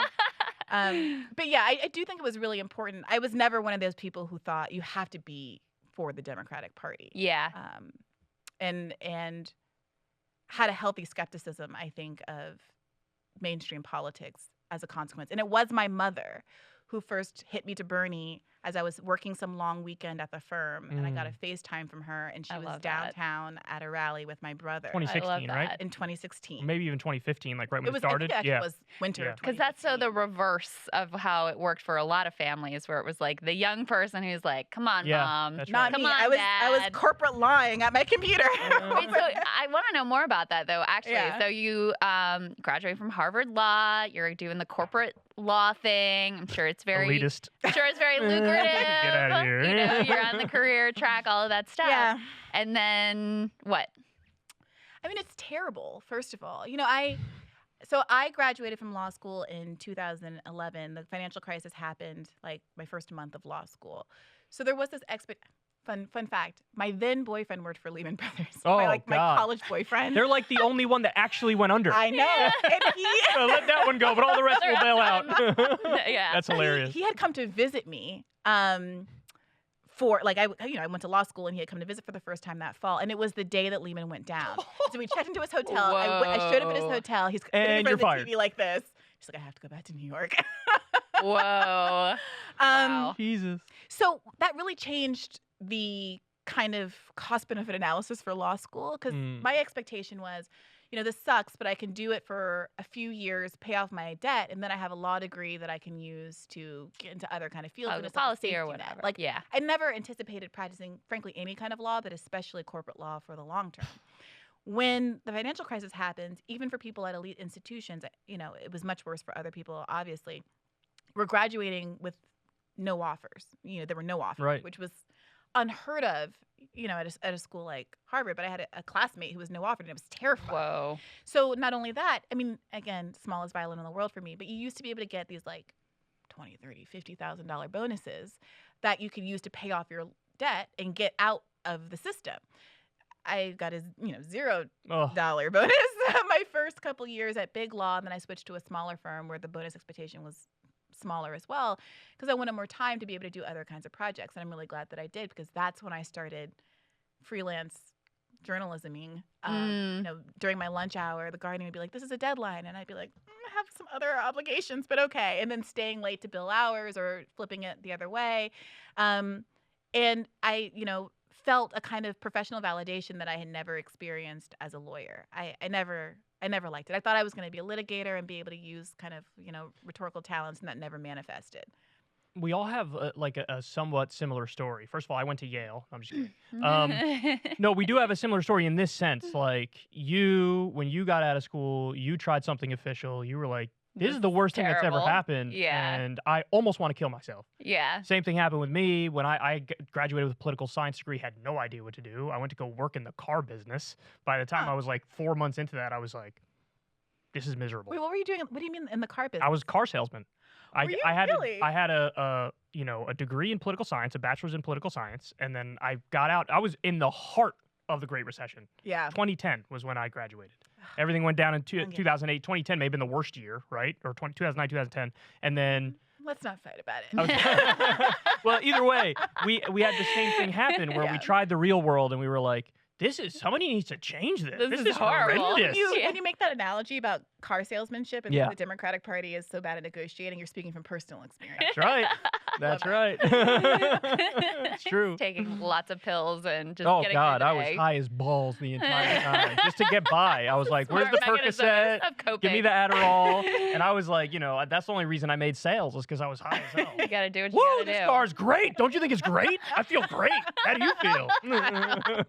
But this is the thing, and I just actually had a little bit of a disagreement with my mother about this when I was home over last week. When people who have checked off every box and kind of done what society told you to do still feel like they're being screwed by the system, we're in a crisis moment. So it's not that anybody should care about me and my plight. Obviously, okay, the legal market wasn't as good for me, but I still made a great salary. I couldn't pay off my loans as quickly. Okay, whatever. I'm obviously not the canary in the coal mine. But on some level, if people like me are feeling aggrieved because I'm 35 and living in a studio apartment and yada, yada, yada, then imagine what everybody else is feeling. And I think that what they've done is they've created an enormous number of people who just don't feel like the American dream pays off anymore. So true. That's such a great point. Well, I never thought of it like that. You're right. And also feel like even if you achieve the quote-unquote American dream, it's very hollow. It's hollow. Ultimately. Yeah. I mean, we've been looking at some of the numbers of, the percent of people who feel attached to their job. Mm-hmm. 15. And it's 15% of people who don't just fucking hate life when they walk into the office. I mean, it's a crisis. That's sad. That's really sad. Yeah. And so, I mean, it is again, kind of the tiniest violin for the PMC class and their angst and their woes. But it really does say something about a society when the people, as you said, who check all the boxes, who quote unquote made it, are still miserable, addicted, feel empty, moving around right now to try to figure out some way where they're going to have more meaning in their life. And then when you look at, what the working class or the people who are even below the working class are facing, it's insane. The last year, I'm sure you guys saw, I mean, most opioid addiction overdose deaths in history, this massive crisis. 30%, I think. Young people, the mortality rate is getting worse and worse and worse pre-pandemic over the past decade. So on these very basic metrics, the most basic metric of how a society is doing life or death, we keep failing, and this just gets glossed over. No, everything's fine. It's all good. Yeah, you don't even hear coverage of it. When I was right before I left The Intercept, we were having a board meeting about how to cover the election and what angles to approach. And I suggested doing it through the lens of the opioid crisis and saying, whoever wins the opioid wars, whoever comes out as the candidate who is going to do the most for that community is going to win. And no one really picked up that mantle during the primary. Nobody tried to distinguish themselves on that basis. Yeah. I would argue that if someone had, we might have seen some different outcomes because it is such an important issue. My aunt works at an opioid treatment and HIV clinic in Cleveland, and the stories that she tells and the way that it's ravaged communities and the way that it is such a primary issue to so many people's lives. So many people have lost loved ones through this crisis, and you just never hear about it outside of a couple of movies with Stephen Colbert or what have you. Yeah. So change pace a little bit. Do you think that the fractures we see on the online left are real in real life? Do you think that that's representative of how, normie lefties in real life are feeling? Or is it just online left is still very much its own little subculture and it's not representative? What do you think? Well, I think that the psychology that's driving some of the behavior is real, even if in real life it doesn't manifest in quite such dysfunctional ways necessarily. I've been thinking about this a lot. I might write a piece about it. I think that what happened was Bernie came along and made us believe that the things that we need and should have already had were possible within a 4 to 8 year window. And I've made this reference before, but the same way that there's that cathartic scene in Good Will Hunting where Robin Williams tells Matt Damon, it's not your fault, and he starts crying. We've all been walking around pent up our whole lives. It's my fault, it's my fault, it's my fault. Here comes Bernie It's not your fault. Oh, we're going to fix it. And it was a kind of emotional catharsis that spawned 2 very successful presidential campaigns. And now it's completely over. He's 80 years old. It's not happening again. It's not clear who is available to pick up that mantle. And people don't really know what to do with all of that feeling. And I think a lot of people feel dumb to have believed. I think that you get that out of some of the dirtbag left, that they almost seems like they're embarrassed to have ever tried. And so they go into full sarcasm. Doomer mode. It's called doomerism. To full doomer mode. Yeah. And to justify the cognitive dissonance of having believed and then realizing that you don't have as much potential as you thought, there's not as much political promise as you thought, I think a lot of people are managing that cognitive dissonance by saying, I'm a very serious person. I know how politics works. We can do this, but it's going to take 20, 25, 30, 40 years. And anybody who's trying to still keep that energy, that movement energy that Bernie had, is just foolish and dumb and naive and childish. And the people who are still trying to keep that energy alive, I think, are many of the people who cannot compromise on getting those things because they are deeply affected personally by these policies. There are people, who have lost kids to suicide over healthcare concerns. There are people who are dealing with, grievous ailments and whose kids have died of cancer, and all of these things, that all the stories that we heard come out during my Bernie story and during the campaign. You can't put that genie back into the bottle. Those people didn't disappear.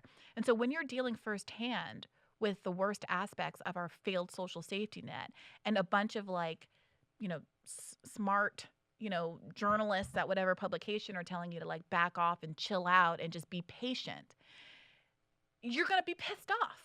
Or be grateful that you're getting the crumbs, whatever crumbs you're getting. Right. And so, especially when you're gaslit and you're told it's just impossible. A year ago, you were telling me it's 100% possible it's going to happen. And now you're telling me it's absolutely impossible and you're a dumb idiot for ever thinking it was true. Right. That kind of whiplash is not sustainable. So, of course, you're going to have disagreements. And so what I would like to see is people pushing the folks who are so confident that the movement is dead to be more explicit about it, because I think that they still want to hold on to the stolen valor of, I support Medicare for all. I'm still a Bernie person. I still care about all of these issues, without doing the work that would be required to rehabilitate something in lieu of Bernie. And it's going to be hard. But the same people who are so big brain, I'm smart and know better about it, they talk about organizing. They're like, you just got to organize. At the same time, they're really dismissive of all of that movement energy from the people who are still ready to be activated and want to get out into the streets. And that's where you get people making fun of rallies for force the vote, and being very dismissive of the folks that should be at the heart of those organizing efforts. So, but just to push back on that a little bit, I agree with most of what you said. In fact, I probably agree with all of what you said. But just to play devil's advocate here for a second. Aren't there people, though, who still have that energy and are still right on the issues, and they think it's possible, but since they're not really seeing the tangible wins, and they're correct to be angry about not seeing those tangible wins, that they turn into anti-electoralists, where they're basically like, this isn't working the way we're doing it now, so now, anybody who runs as a Democrat, I'm even skeptical of. Nina Turner running as a Democrat. How dare you run as a Democrat? The Democrats have stabbed us in the back. We need to try this third-party approach. And the third party's polling at negative 8%, and they think somehow that's going to get, be president in 4 years or 8 years, or even get any congressperson or senator elected. Don't you think that also presents an issue where you mix this realism on the issues where they're right on the policies with this anti-realism on the way of actually getting this stuff implemented? So, I make no secret of the fact that I, really, adore Senator Turner. And I very much hope that she wins. I think it's also smart to be skeptical of how much of an impact her election will have. And also to continue to push and hold her feet to the fire to make sure that she has the maximum impact by not doing what many other members of the squad have done recently, which is to basically behave like members of corporate Democrats when it comes to some significant votes and opportunities for leverage. So I don't know that and I would describe it as anti-electoralist to have a healthy skepticism of these politicians. Now, I wouldn't, if someone were like, let's tank Nina Turner's campaign because we got to Well, I don't know anybody who says that, but I do know people who say, I don't know if I'm going to vote for her because she's running as a Democrat. Or I just don't care about this, or it's not going to matter ultimately. I think it's incumbent on the candidate to make that person care. If Senator Turner's probably going to win regardless, right? But if she wants that vote from that person, I think that she has to be willing to say, I understand your concerns, and I promise you I'm going to behave differently than the politicians that have disappointed you in the past. I will force a vote on $15 minimum wage. I will withhold my vote from must-pass legislation in order to get X, Y, and Z for you, my constituents. I'm willing to do that. But are all criticisms from the left rational? Because I think Nina does answer like that. And there are still people who are skeptical of it. I think it's sometimes, and depending on the issue and depending on the interview. I think people have been burned enough that they just feel like, cynicism is like a protection against that feeling that some people on the left had of like, I can't believe I actually believed that this could happen. But if the cynicism gets in the way of people actually doing shit, then it becomes a self-fulfilling prophecy that they're going to continue making the system worse. Well, right. You see what I'm saying? I don't think that the people of Cleveland are paying that much attention. No. Of course that's true. Of course that's true. On Twitter. So I'm not, if I thought it was threatening her in some material way, then maybe I would feel differently about it. But I don't know, man. My choice is usually not to be so mad at the flailing, disgruntled, weary individual. Yeah. Most of those feelings are really well rooted in reality. Their disappointment is real. And I don't, if you want someone to work for you, if you want someone to do the thing you want to do, if you want someone to pull a lever and vote, you got to appeal to them. And this is what I was saying to Chomsky. This is what I was saying about Joe Biden. My argument was never don't vote for Biden or, vote for Donald Trump or stay home. Right. Make him It was do make some Joe shit. Biden earn the vote. True. Just make him earn the vote. Yeah. But see, I guess my point is, I think Nina is doing that. And I do think that there's some subset that it's never going to be enough because they've been burned so many times. So they're correct to feel that they've been burned, and they're correct in all of those feelings of anger, and this is terrible, and this is wrong. But you can't let those feelings get in the way when somebody actually is trying to make things better. And the same way, like, I have criticisms of third-party politics because empirically I think it's not going to work. But I always make sure to say, whenever I talk about third-party politics, I voted Green in the past 2 elections. Like, I will vote for the candidate that I think is the best candidate. Yeah. You see what I'm saying? So I need them to treat people who are trying to run as Democrats who are leftists, treat them the same way I treat the third-party people, where I'm like, I hope you succeed. For the love of God, please succeed. I'd love it if we agree on the policies. But I see a lot of people who are anti-electoralist in the sense that they say, no, I'm totally done with anybody who even describes themselves as a Democrat because the Democratic Party writ large has stabbed us in the back. Therefore, moving forward, anybody who runs as a Democrat, I'm automatically skeptical of, and I'm done with them. Well, I might take someone like that and say, let's talk about working on third-party development. Yeah, no, and I hope they do. I hope they do. And I hope, and look, I think there can be a real self-fulfilling prophecy about a lot of this third-party stuff. And I really do feel like part of it's not me feeling like this way, it's just the fact of the world, that what's going on in America, so many of our problems could be solved if we had an alternative party to vote for and weren't locked into this corporate duopoly where it's so easy to frame a non-vote for someone like Biden as a vote for Donald Trump, and that there's no legitimate threat of an outsider. And that, I think, I'm not in charge of Bernie's life, and he can do what he wants to do, obviously.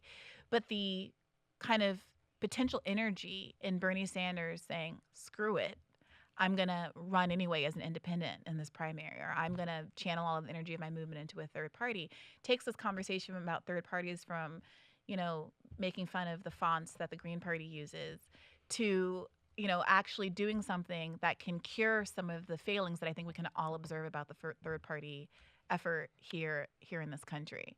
And, I think that everyone should care a lot more about third parties for that reason and try to not speak into existence their ineptitude.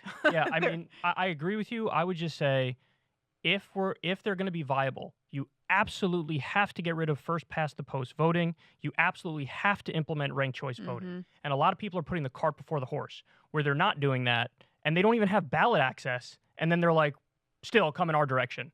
until you address those things, until you get ballot access in all 50 states, and until you get rid of first past the post voting and implement ranked choice voting, it's so non-realistic that like I get triggered by it. You know what I mean? Like do those things first, and then I'll agree with you, and I'm more than happy to like get on board with it. That's true. I also think it's true that if you hit like 5%, if they get 5% of the then they get matching funds. But like there is a kind of spillover effect where actually voting for third parties can have a real material effect in enabling them to have the resources and funds and access, include, I think, don't they also get automatic? I feel like there's a way that they can kind of default through voting into getting more maybe I'm lying about that. The point is, especially in 2016, state by state, I think, in terms of ballot access, yeah. In 2016, I remember people arguing to me that my vote was being thrown away if I voted for Jill Stein in New York. Yeah, I don't buy that logic at all. And I remember thinking, well, no, for sure the way I'm throwing my vote away is to vote for Hillary Clinton in a state where she was 100% going to win. Like, this is not an issue. The only way I can make my ballot count is by voting for a third-party candidate who can then get some of the benefits of having maybe gotten to 5% of the vote. And I did the same thing you did in New York. I mean, again, I don't know how to make it any clearer for people because some people think I'm like anti-third party. I'm not. I just want people to be honest about the roadblocks. And, my other fear is that, let's say Bernie did that, because a lot of people wanted Bernie, just run as an independent, jump in there. What would have happened is he would have got fewer votes, and then he would have been blamed for the Democrats losing. And so it would have been worse. We would have been worse off, where third-party people would have been blamed even more. You know what? I'm not risk averse is a thing that I've learned about myself, nor am I conflict averse. And I have heard it said that Bernie has said that he didn't want to end up like Ralph Nader. Like Ralph Nader, right, yeah.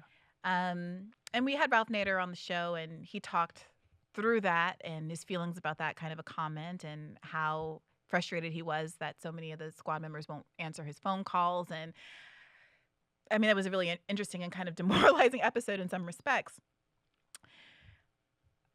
Sometimes, I think I'm a little bit more of a bomb thrower than other people. And I'm not saying that is necessarily, I can't predict the future.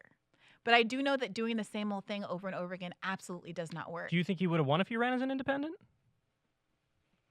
Is he going to run like 2016 Bernie, or is he going to just keep doing 2020 Bernie? I'll give you either one. If you ran in 2016, so it would have been and Hillary versus Trump versus Bernie. All of them in it. Bernie is an independent. Hillary is a Democrat. Oh, in 2016. Sorry, I thought you meant like either one. Either the general election. Like 2016, or you mean like literally if it were 2016? Yeah. Oh, I think in 2016 he could win. I think if he jumps in and it's him and Hillary and Trump walks wins. away with it easy. Okay, I think that Trump wins. I think he does better than Hillary. Bernie does better than Hillary? I don't think so, because it gets back to the brand loyalty thing about Democrats. Even if he got 20%, even if you're a Democrat, even in like the worst district in the country for Democrats, you have an automatic 20% of the vote. If you're running as an independent, you have to build every single vote from the ground up, and it's just a huge barrier. Well, look, I thought the question that you were going to ask is what happens if you did it in 2020. What happens if you stayed in the race in 2020? And I don't ran necessarily in the general, you're saying? General right, okay, as an independent. As an independent during the crisis and all of this stuff. Mm-hmm. And I don't necessarily, this is how I feel about Green Party voting too. I don't necessarily think it's about winning. Now, this is where people get really upset because of the threat of Trump and how he's a unique harm and all of that. And I appreciate that, and I appreciate a difference of opinion on that. And, I can be accused of being an accelerationist and all of those kinds of things. And again, this was the point I was making to Noam Chomsky. You can sit here and tally me up all of the harms that will befall Americans if Donald Trump gets a second term. And you are right, and they are grievous, and they're awful. And I can sit here and tally up all of the harms that have happened to Americans under the status quo, and which are guaranteed to be grandfathered in to whatever happens to under the next candidacy, whoever wins. And, sorry, I'm doing an identity politics, but as a Black American, I got to say, thinking of my relatives in Cleveland, thinking of, senior citizens in my family bagging groceries at Safeway, thinking of the total precarity, thinking of my great-grandmother's house, which is like completely unlivable now and like worth less money than what she paid for it in the 1960s because of crime in the neighborhood.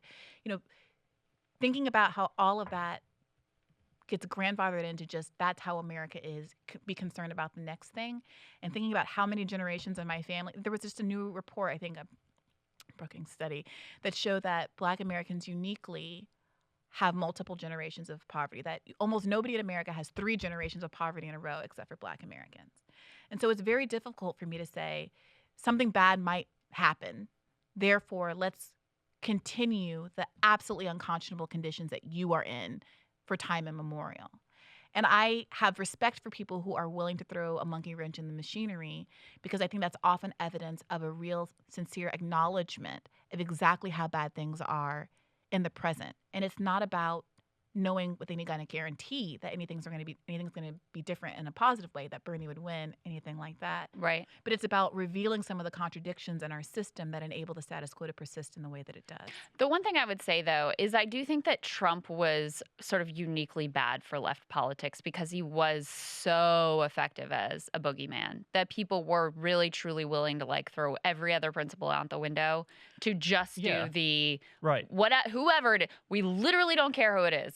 If it's Bloomberg, if it's Amy Klobuchar, we do not care. If he can beat Trump, that's all we care about. Every other principle aside. Yeah. He radicalized us in the wrong way. Right. The point. Yes, I think that's exactly right. And so it made it very hard to do any sort of left politics where you're like, no, actually, these principles really matter and these issues really matter because it became he became the one and only issue and the dividing line in American politics. Let me ask you this, because I'm genuinely curious about your answer.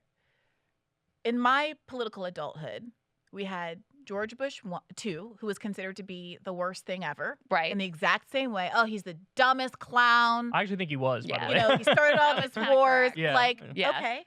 Then we had John McCain seemed okay as far as Republicans went, but here comes Sarah Palin. Oh, my God, John McCain is 1,000,000 years old. Sarah Palin's going to be president. She's also the dumbest, vapidest, craziest right-wing person in the world. And then we had Donald Trump. Right. Well, so, Romney in there too. But here's what I think I know where you go. Here's what I would say. How do you break the cycle is your point. I wouldn't say that Trump is worse than Bush. I actually think Bush is probably worse than Trump was. Barely, but yeah. But yeah. And I don't that's not particularly the point here. I think Trump was much better for Democrats he was much more easily demonized than anyone else. He became, they genuinely thought like the end of democracy was nigh and fascism was knocking at the door and he almost did a coup. Like, I think that was it was not an actual unique evil in American history, but in terms of a unique terror that was useful to the Democratic establishment, yes, I do think he was that. Reflecting back, because it's hard, because obviously Trump is right here in our minds. He's like literally here looming, holding rallies and things. Yeah. And now George Bush is a nice fellow who paints pictures of immigrants, which is the most like Trump will be rehabilitated like that too, by the way. I'm sure he will be. Mm-hmm. But in this moment, like I seem to recall people feeling very strongly about Bush. No, of course, I still feel very strongly about and talking in about fascism. And like it's all hyperbolic on a certain level, but I think has always been that hyperbole, and it's always been weaponized that way. And we're gonna get another Trump and another and another and another. And if this one might be a little bit better or worse than this one, and the chart might go like this, there might be some spikes and some valleys, some Trumps and some McCain's, right. Romneys, yeah. I love that Romney is like the high point. Although they actually did a very effective job of demonizing Romney, like in a good way, like in the real way, where they were like, "This guy, he's outsourcing jobs right now, destroyed your community, Mr. Bain." Yeah, for sure. I don't know if I had more confidence that the arc of justice were swinging in the right direction or something, I might be more patient. But I don't know how many generations of people we're supposed to be sentencing to poverty while we wait for the Democrats to get it together and actually run someone who's not a corporatist. To bolster your point, one of the things that I found sort of most profoundly depressing about the Joe Biden campaign election is having Kamala Harris there as vice president, ready to step in, who can both represents all of the same status quo corporate politics and excesses of, the mass incarcerations, all of that, right? And also has the ability to use her identity as a shield for all of those policies, which just, again, makes it feel like very difficult to sort of break through that in the near term. I thought she was going to be the one. Like, when I was still writing before the campaign, I thought that she was going to be the hardest for Bernie, because at the time, remember, she was, I'm the first to co-sponsor Medicare for all. That's right. I'm a real leftist. Also, I'm Black and I'm a woman and I'm South Asian and I'm all the fun things and it's great. And I remember writing an article thinking, like, Bernie Bernie's going to have to figure out how to wrestle identity politics 20 times harder than he had to with Clinton because Kamala's like 3 more things than Hillary was, you know? 3 more things. But then the best thing about Kamala Harris, and I say this with like no malice, just as purely an observation, she's like really bad at her job. Oh no! Terrible to your politics. point, when she was like sort of mimicking Bernie a little bit, she was at the top. Her numbers were All through the she roof. had to do was stick the land. That's keep it. That, keep that lie going. That's it, and she would have done through it. the primary. Instead, she turned her campaign into like, boy, we should really ban Trump from Twitter, shouldn't we? Ban that guy. Let's debate about it for 40 minutes on stage. And then flip-flopping like you Yeah. know, who here wants to end private health insurance? Yeah. Raise your hand, and then immediately in the spin room I didn't walk even say us that. out. bro. Oh, I didn't hear the question. Yeah. I didn't hear the question. I didn't hear the 4 question. times in a row. She's Yeah. the most insincere, prevaricating person. And I think that she's actually probably very nice. Like, in terms of who I want to, like, grab a drink with. I remember watching the one piece of media that her campaign put out that I thought, oh, she's likable in this. The only time. She did a cooking video with Mindy Kaling where they were cooking Indian food together and talking about the spices that her mom used to use. And you can tell the woman loves to cook. She's very good at it. Oh, really? And this is like, and while she was doing that thing that she loves and she was good at, I was like, you are a capable human being who seems really likable. But maybe she should, and this is gonna be called a sexism, but like maybe she should do a show, like a cooking show. Oh shit! Damn. Briahna You just Joy went Kamala there. Harris to get back in the kitchen. Wow. Canceled. But like I was so happy for her because she seemed so happy in that capacity. She does not seem happy talking about I'm gonna go to the border. I went to the border. I'm going to the border. Like all of these weird press conferences she has to do where she has to justify Biden's positions. Who knows what she actually believes? Her entire career has been about self-promotion. Yeah, it's about ambition. That's it. And I know that's supposed to be a bad word, and women are supposed to be ambitious and yada, yada, yada, but I don't want my politicians to be concerned first and foremost about themselves. themselves. Yeah. So, and we're supposed to be a like vessel of them fulfilling their ambitions. Right. And rather her than speech, she did exactly that. She made it all about herself. Remember that? Which one? The Democratic Convention. Oh, it was the whole bad. thing was like, let me tell you about my mother and let me tell you about other family members her of mine. mother, You know, by I'm the a way, trailblazer. And this was in She was the just heart actual of COVID. progressive. At the heart of COVID, I wrote an article again before I left for the campaign about this question of could a prosecutor become president in the age of Black Lives Matter? And the question that a lot of people don't really necessarily wrestle with is why someone who had these genuinely progressive like parents, her father was like a Marxist professor or whatever, Yeah. her mom in Berkeley, you know, choose to become a prosecutor. And I think that some lawyers don't fully internalize like what that is, like what that means. There are only 2 reasons to become a prosecutor, and none of them are humanitarian oriented.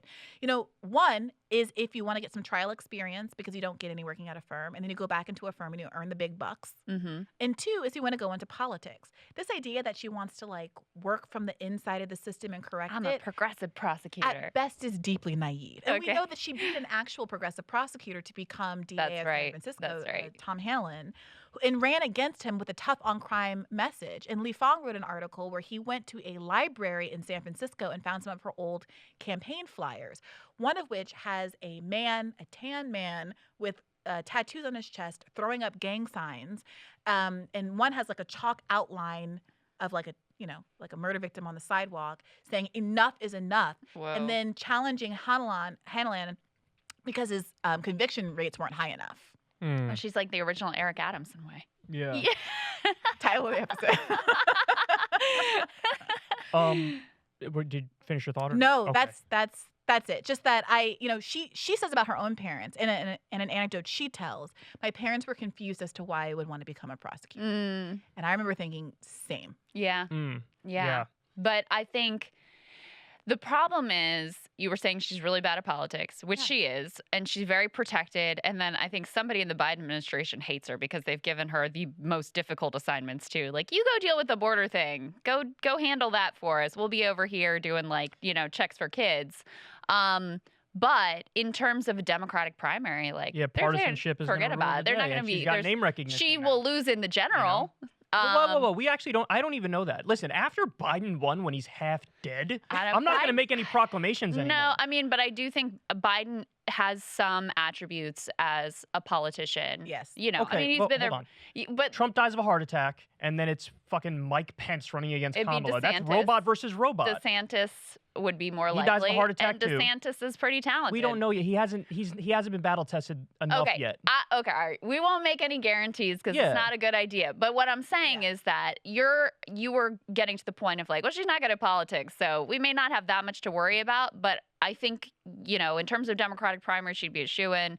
And in terms of general election, who knows, ultimately partisan split, national winds blowing, et cetera, et cetera. But you can't just kind of write her off because she's not good at it. Well, do you think that some of the leaks about the disarray in her camp are a signal that even Biden doesn't Yes. want her to be the Yes. torchbearer? Yes, I do. Yeah, but that doesn't matter much because look at what happened with Obama. Obama didn't want Biden to be the torchbearer, and he became the torchbearer. Right, but it's you know different. what I mean? It would be different. Well, it would be different if Biden can't complete a second term. Biden definitely can't complete See, a second term. We disagree on What are we this. talking I about? think we disagree. I think if he has an ounce of life left in him, they will prop him up to run for a second term. Because No, he can run for a second because term. I think of this But he ain't gonna make it. recognition that Kamala is Weak.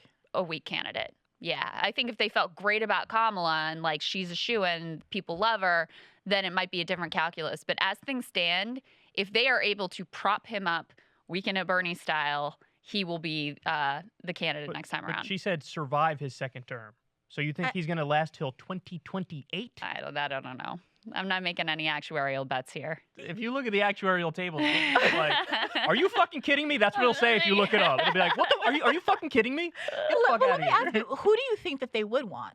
Who is the Oh, standard they'll take Pete Buttigieg. They love Pete. Yeah, they'll They take love any of Pete. these ghouls who all have zero soul and don't care about anything. I was talking to someone who was very confident that they love Amy Klobuchar and that she's the anointed one. I think they really wanted to make her Talk about VP negative until George George Floyd Floyd, that's happened. right. I Yeah. think Until she George was Floyd. going to be VP until But that doesn't that. to me that's crazy making because okay, yes, she was directly implicated with the cop that killed George Floyd.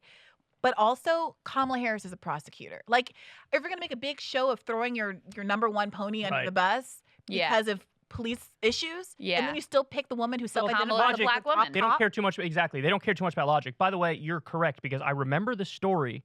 They tried to get ahead of the fact that they were going to get criticized for not picking a woman of color for the VP. Right. And they said, like, hey, everybody be cool. We picked a woman of color for this other high-ranking position. Supreme Court justice. That's right. what it was. Yeah, they were like, everybody be cool because we're not going to pick a woman of color for VP, so relax. It's all good. We're still on your side. But ultimately, because of the George Floyd thing, I then think it's going to be Sherlyn Ifill for the Supreme Court. This is what I also have heard. I Oh, want really? Cornel West on the Supreme Court, or Uh-huh. everybody can go fuck themselves. That's what I care about. I want Cornel West on there. The skinny. This is again. I don't know. Too cynical a take. I admire Sherlyn Ifill a great deal, and then we all recall the leaked Biden call from last fall with Yeah. the rights leaders. Yes. One of which was Sherlyn Ifill, who made Yes. a lot of really compelling points about what Joe Biden could do with executive order. Because at the time, remember, we hadn't won Georgia, and she made the point that we don't even know we're going to have Congress, have the Senate yet. But here's what you can do by executive order, and that's when Joe Biden flew off the handle and started talking about you just don't know enough about Yeah. this issue, blah blah blah. Defund the police is going to ruin my chances, all of that crap. Right. I subsequently, that article came out. I talked about it a lot. We talked about it a lot on our show, and I tagged her a couple of times. Like I added her in tweets, and apparently she did not take kindly to this and Really? blocked me. Whoa. Really? And later, I was listening to her on a podcast. I don't remember which one, and she was being interviewed, and the person interviewing her joked about, "Oh, I hear you're in line for the Supreme Court," and she kind of laughed and goes, "Oh, I don't know." And my thought was, everybody in the room is promised something. Mm. And, Biden is openly disrespecting you and your priorities on this call that's leaked. And I thought, well, when the call leaks, it gives everybody an excuse to talk about an issue that maybe they didn't have cover to talk about, right? Like, Right. it's public. I'm not exposing anything. Oh, well, I guess I can use this Now as I an can really opportunity to say really it. push Biden to do what I want to do. Instead, if you're going to get something, Vanita Gupta was also on the call. She's number 2 in the Attorney General's office. It was a real kind of political light bulb going off for me, realizing the extent to which, None of them said anything. yeah. And, it would be great to have her on the Supreme Court, of all the people. Yeah. Sure. Oh, you see the game in real time. Right. And yeah. I can see how you can internally justify, well, it's better for me not to say this one thing about Biden to be on the Supreme Court for the rest of my life and to be able to help people in that way. Right. Well, and and that's what people get caught in, is this idea of like, I mean, that's what happened in my estimation at Elizabeth Warren, of like, well, if I just play the game, me personally being in this position is more important than whatever I could do in this moment, or whatever value maybe I profess to believe that I'm abandoning. Maybe I could stick to that value, but then I wouldn't personally be in this position of power to influence the administration. And it's the road to hell. I mean, this is, I think, the same calculation with AOC and a lot of the other squad members. Is like, sure, I could stick to the principle. Sure, I could do this thing, but then I won't personally be in that position. And I think it's like narcissism wrapped in virtue, because you genuinely believe then I'll be in a better position to help more people. And ultimately it ends up with everybody acting the exact same way in Washington. Yeah. This is where you and I are in complete agreement, and we were basically saying the exact same things. The only power that the left has, the left Congress people have, is the bully pulpit. Correct. Because the people agree with us on the issues. If you're not going to use that bully pulpit, and you're not going to use the power of the people to like flood corporate Democrats, phones with calls saying we demand you do X, Y, or Z, then you have nothing. You're not going to out Machiavelli Nancy Pelosi behind the scenes. You're not going to play You're harder what? ball. You've been there for 7.5 minutes. You're going to pull the strings and do like a legislative jujitsu move to get something done. You need blunt force and movement pressure from the bottom up. That's all you have, and none of them have been willing to use it. None of them. Correct. I mean, I think about that all the time also with respect to even the media, the way they use the media. Look, if there were an inside-outside strategy, if this were we talk about FDR, the left, blah, blah, blah, Bernie, FDR. We ignore the significant communist, agitation that was happening at the same time. That was the alternative. It wasn't a bunch of leftists saying, let's be nice to Nina Turner. I think that people should be nice to Nina Turner. I love Nina Turner. But like the left, I think there needs to be somebody that is willing to be antagonistic to some of these people, that is willing to be fighting for something that is so unpalatable to everyone that you compromise to where Bernie is. Right. Yeah. Not to where Amy Klobuchar is. Mm-hmm. And certainly not to where Joe Manchin is. And there doesn't seem to be, I was thinking about this question of, because someone raised this on Twitter the other day. I was thinking of this question of why these left politicians don't come on left media more. Well, when we were getting them elected, they loved coming on. Right. Well, back then, they hadn't done anything. They didn't have a record. So there was no discernible gap between them and us. And I think about the right-wing media, that all of these new things spring up out of nowhere and become very successful and famous overnight. Oh, again, what was that a second ago? I don't know. They all go on Steven Crowder's YouTube show. They go there and they boost those networks. And then when they need to be defended, those networks are there to have their back and to put out their message. And the left doesn't have that because they won't feed us. Now, why won't they feed us? I think it's because now that they've been in Congress, there is some gap between where they are and where we are. And it kind of exposes the extent to which there isn't arguably a real left in the way that we would like there to be. And I would like it so that the Congress people are where we are, and I would like there to be a lot of really, really annoying radicals that attack me and say I'm not far left enough. I'm not pure. I hope to God I live in a day where I can turn on the YouTube comments on one of my videos and see a bunch of people saying that I'm a neoliberal shill and I'm not to the left enough. And that those people can be exercising enough pressure on AOC that I'm a safe haven for her and be like, okay, well, here's how you can compromise with the anarchists. Yeah.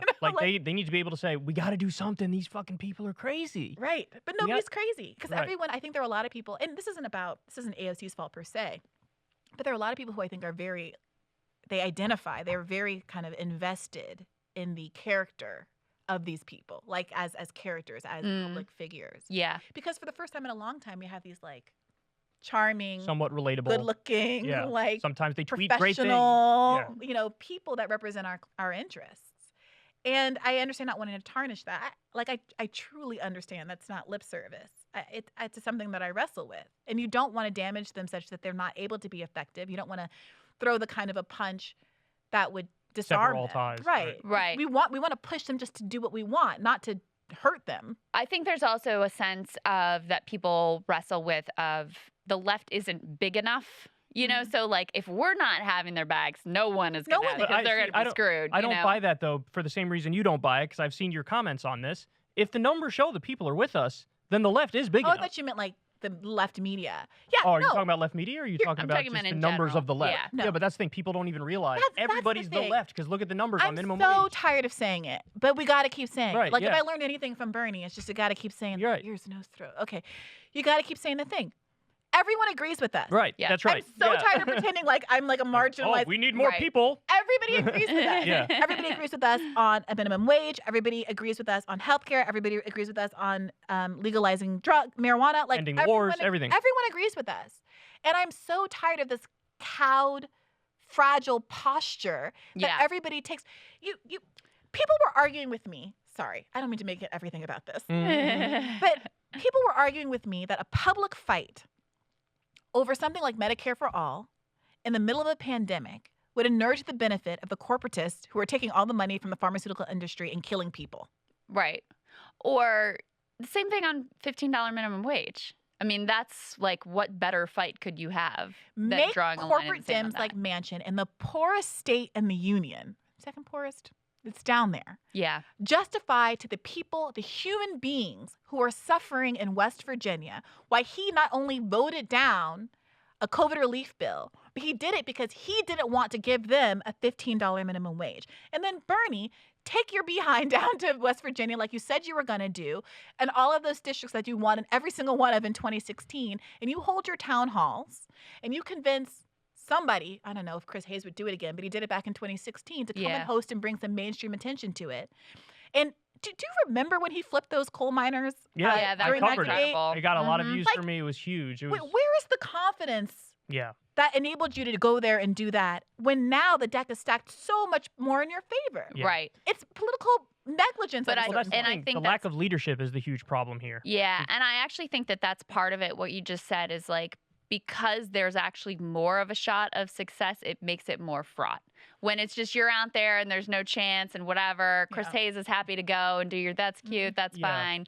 But it's when you actually are closer to being able to affect policy and you have the levers of power within your hands that it becomes more dicey. See, my biggest issue is that really nobody has the vision and nobody's willing to do what it takes, because I'll admit up front, I'll tell everybody up front, if you do the proper strategy, holy hell will rain down on you. You'll have every Democratic leader in the country will basically say you're with the Republicans. The media will try to slit your throat 1,000 different ways. But you need to be willing to, and I wish this is what they did. I wish there was a group of 6 or 12 of the actual left Congress people who called a press conference and they said, here's what's going to happen.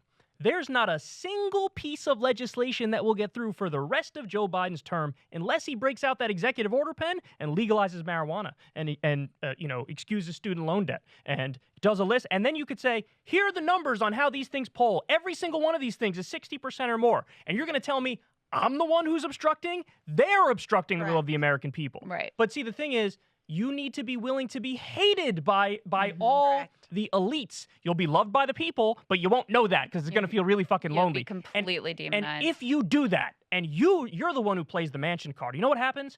After a week or two, Joe Biden gives you a little phone call and says, let's talk. And then you go into his office and you make a deal. And you actually win on some of these big things. But none of them have the vision and none of them have the leadership. None of them have the spine. And it's pathetic. It's the saddest thing I've ever seen. And I know because I fucking sent them there to do that strategy. And they're not doing it. Yeah, that aspect of your involvement, I think, gets so hilariously glossed over in all of this, and the attempt to smear anybody who wants the progressives to do more as kind of like ignorant dum-dums who don't understand politics. Right. I'm one of the Tyler's reasons they're literally the guy. Yeah. Or they'll never be satisfied with anything or yeah. Right. Look, I think you're completely right. And that's why the story about whether or not it's true, I don't know. Hopefully he will come on our shows one day and answer the question. But about Bernie saying that he didn't want to end up like Nader is so frustrating. Because personally, if they put on my tombstone, Briahna Gray was much like Ralph Nader, I would be smiling down happily, or maybe smiling up. I don't know. But I'll be smiling either way. That's the kind of legacy. I mean, after time, they'll turn you into Martin Luther King. Right. You can't expect to be Martin Luther King while you're alive. If that's your goal, to be beloved while you're alive, you're never going to do anything That's a relevant. great And it was point. true of King, and that's it's right. true Such of a all of good our point. heroes. Yeah. That's such You a only good get point. It never occurred to me. Disney-fied after the fact. Yeah. We're way over time, but you want one more? No, last I question? was gonna say we should let you go. Yeah. But we could have talked to you all day. Yep. It's so great having you in studio. And It's you so guys great have to having come your on Bad insights. Faith. Love to have We would you. love that. Love to. That would I be don't know if fun. we could top the Nathan Robinson, Glenn Greenwald thing, or Yeah, yeah, that's right. We're gonna talk to you about that too, but we'll save that for critical next race time. theory one was good too, with Thank Irony you. and what's his name again? Freddie DeBoer. Freddie DeBoer. Yeah, That was very both of them are thought-provoking, really too. interesting thinkers. So everybody check out think so, Briahna too. and Bad Faith. Really good and stuff. people should know we just released or I'm about to as soon as I leave here, our full Nathan Robinson, Glenn Greenwald debate video that people have been clamoring for patrons. So you can find that. And the latest episode, I think, is on Jim Clyburn and Haiti. Haiti, all of those things with a bunch of guys, a couple of which are from the Black Agenda Report and who are really great thinkers. And 2 of the 3 are Haitian. And we go into a really deep dive into I'm politics and obsessed history with that stuff. story and the country and everything that's going on there. So me too. Yeah. Well, we are both genuine fans. Listen to your work. You're doing a phenomenal job. Everybody, go and subscribe to Briahna if you haven't already done it. Probably many of you have. But Briahna, so great to see you. Thank you. Same here. Really appreciate it. All right, so that was Briahna Joy Gray. That was phenomenal. She's such a delight to talk to. Yeah, she is. You know, I think that oftentimes the people who really should be in charge of steering the ship and making strategy are people who have that fresh perspective because they're outsiders. And she was an outsider, and she had a fresh perspective. And I think that the Bernie team would have done themselves a lot of favors if they had her in the room when they were making a lot of these decisions. I mean, I know that her job as press spokesperson was like, you play defense for them. Like, whatever they want you to say, you go out there and say. Right. But, you know, I think that she's correct about they needed to be more aggressive. They needed to lean into some of the things that Bernie was afraid to lean into, like the corruption. They needed to make the electability argument. And, you know, the people who were in charge and were in control, oftentimes they have that old school thinking, that traditionalist thinking. Well, it's not just that, but and I genuinely don't like have specific names in mind or like mean this as a specific slight towards anyone. But you also have people who want to have a future career in politics and get invested in like not burning certain bridges, and that makes them be more careful in the advice that they're giving rather than just really playing to win in this moment. I also think it's my impression that Bernie himself was sort of persuaded on some of the bad faith arguments that were made about him causing the election of Trump. He definitely was. Yeah. And that really got to him because I think he did see Trump as a sort of unique evil and really, really did not want to be any part of, you know, even potentially being blamed for his reelect. And I think that got in his mind and made it hard for him to do what was necessary. And then you also have just like the long history of him and Biden and like a sort of friendly relationship there. I think Bernie genuinely thinks that Biden's not corrupt. I think he really believes that. You think so? I do. I think that, you know, when it's all academic and when it's all theory, it's easy to say like, oh, if you take money from the corporations, then you do their bidding, that's corruption. But when it's his friend and he's known him for all these years, and the reports were that Biden's one of the only people who was nice to Bernie, one of the only people who took him seriously. Isn't that interesting? Well, I mean, and you've made this point before, that has a lot to do with cultural stuff. That has a lot to do with the fact that Biden himself originally viewed himself as an outsider and somebody who was sort of in over his head when he was elected and just a regular guy. Well, he has that like chip on his shoulder that he's been looked down on. That's right. And he was, by the way. Obama and Hillary looked down on Joe Biden. Sneered at him. That's right. Because he didn't have the fancy like Ivy League education and wasn't this high-minded intellectual, was more of this sort of like glad-handing politician. That's right. So they did have that weird bond that was like, I'm sort of an outsider, you're sort of an outsider. And so I think that he really believes when Joe took the donations, when Joe did the legislation that he did, it's because he genuinely believes that these were the right things to do. I think he believes him to be well-intentioned. And more honest than others. Mm-hmm. And he really liked him in a way that he did not like Hillary at all. Yeah. At all. They hated each other. Right. You know? And so you see it very clearly now, too. In the Biden administration, I mean, Bernie has done essentially nothing but sing his praises. and really with this latest reconciliation bill, he says this is going to be one of the most significant things since the New Deal era. Well, so let me ask you. Yeah. Because this was one of the questions that I was going to ask Briahna, but the conversation went all over the place and I didn't get to nail down on it. Yeah. So let's say, for argument's sake, let's say the final reconciliation package that passes, it's either $1.5 trillion or $2 trillion. And in the package, we get child care or elder care. We get universal pre-K. We get expanded Medicare with the three things, the vision, the dental, whatever. And we get some tax increases on the wealthy. If that's the package, do you say it's a win?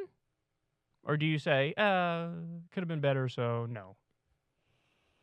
I mean, I don't know how to phrase that because is it an improvement? Of course. And I think for me, the investments in children are particularly salient because, that's just like the bedrock of being a decent society. And those investments go further than almost anything else that you could ultimately do. But given the scale of where we are and what's possible and what needs to be done, I mean, it's so much less than even what Joe Biden was running on in the campaign. Public option, gone. $15 minimum wage, gone. Like all of these things that were already like the compromise position are now just treated as complete fantasies. So it's hard to overlook that if you're talking about a $1.5 or $2 trillion bill. Yeah, but at the same time, I think that's more than I thought they'd get. You know what I mean? Yeah. Like, I thought the whole thing might be blown up because there's no way they're going to get the. I hate the bipartisan bill. The I think infrastructure it's terrible, bill sucks. Yeah. because there's a lot of privatization in it and all sorts of stuff. Asset gross. recycling, which is literally selling off the terrible. public goods that we have to fund other things. So I thought, to get that and the reconciliation bill through, it just strikes me as mission impossible. But if they actually can get the things I just listed, either child care or elder care, universal pre-K, expanded Medicare, throw in there, you said still in the bill, is the free community college. 2 years free community college. But the thing is, you're positing a $1.5 trillion bill. I said 1.5 or 2. There's no way all those things would make it into a $1.5 trillion bill. So how many things would we be left with? The details would really matter. I don't know. Of course it would. Yeah. But certainly, some of those things are the more, like the child tax credit is one of the more expensive pieces. The universal pre-K. I'm harder on, I think, than you are the child tax credit, simply based on the fact that they did it for 1 year, now they're going to do it for 4 years. Whoop-de-freaking-do. I want to see... I disagree. I actually think that's a bigger deal. No, I do believe in the political logic of once you give people something and it becomes like a political program that they expect and become accustomed to, I do think it becomes hard to take it away. Well, let me introduce you to the Republican Party, who are still against the Violence Against Women Act.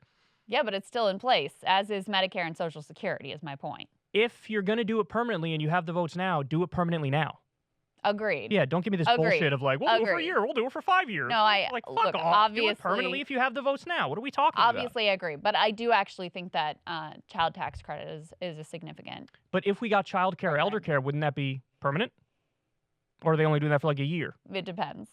Because that is part of it, is some of these programs they're thinking of, because they're so wrapped up in we got to pay for it, they're making them shorter term so that they can get them in without upsetting Joe Manchin. Toothless ass Democratic Party. Yeah. Like, he's so, like, FDR is rolling over in his grave watching this shit. FDR was like, I'm going to pack the fucking court if y'all don't do what I want you to do, so you better fucking do it. Joe Biden's like, I don't know, maybe I'll show you my stapler, but can I please have Joe Biden has intentionally hemmed in his power. Like, he has constrained himself by taking things off the table like the filibuster, and taking things off the table like, I'm going to do whatever the Senate parliamentarian says I have to do.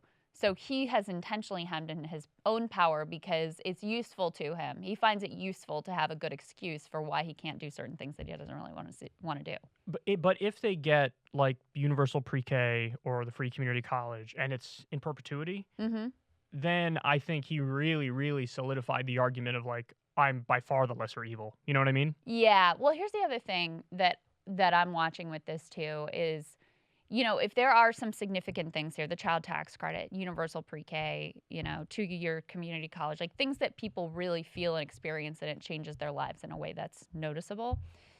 You have that on one side, and then on the other side, I mean, you just have a bunch of silliness on the Republican side. They're trying to make, critical race theory like the center of all their like it's all just total culture war, rhetorical signaling nonsense. And so you have these two very different types of politics, one that's, truly sort of materialist and much more universal, and one that's just about some stupid culture flame war stuff. It'll be a pretty interesting test to see what happens. But here's the thing. The brilliance of Biden, the accidental brilliance of Biden, is that he just swats aside the culture shit. They hit him with some culture shit, and he's just like, and then he just moves on to his economic shit, which is good. The economic shit is weak as 1,000 ways, as we already discussed. But weak economic shit is going to beat, like, Mr. Potato Head 7 days a week, any day of the week. 7 days a week, any day of the week? What was that?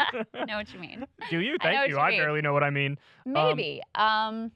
Maybe. But that's if the other Democrats don't take the bait on the culture war shit. If the Democrats take the bait on the culture war shit and they're like, I love the gender neutral Mr. Potato Head being Potato Head now, then people be like, But I sort of feel like while Biden is pretty good on resisting getting dragged into those battles, I feel like most of the rest of the Democrats are not that good at accepting themselves. And so it's right. Fox News, CPAC, Trump, all these people, like, they don't even really, they've just decided to ignore Biden. Right, yeah. And make it the threat of the Socialist Democratic Party writ large, which also is an interesting test of, like, whether or not that works.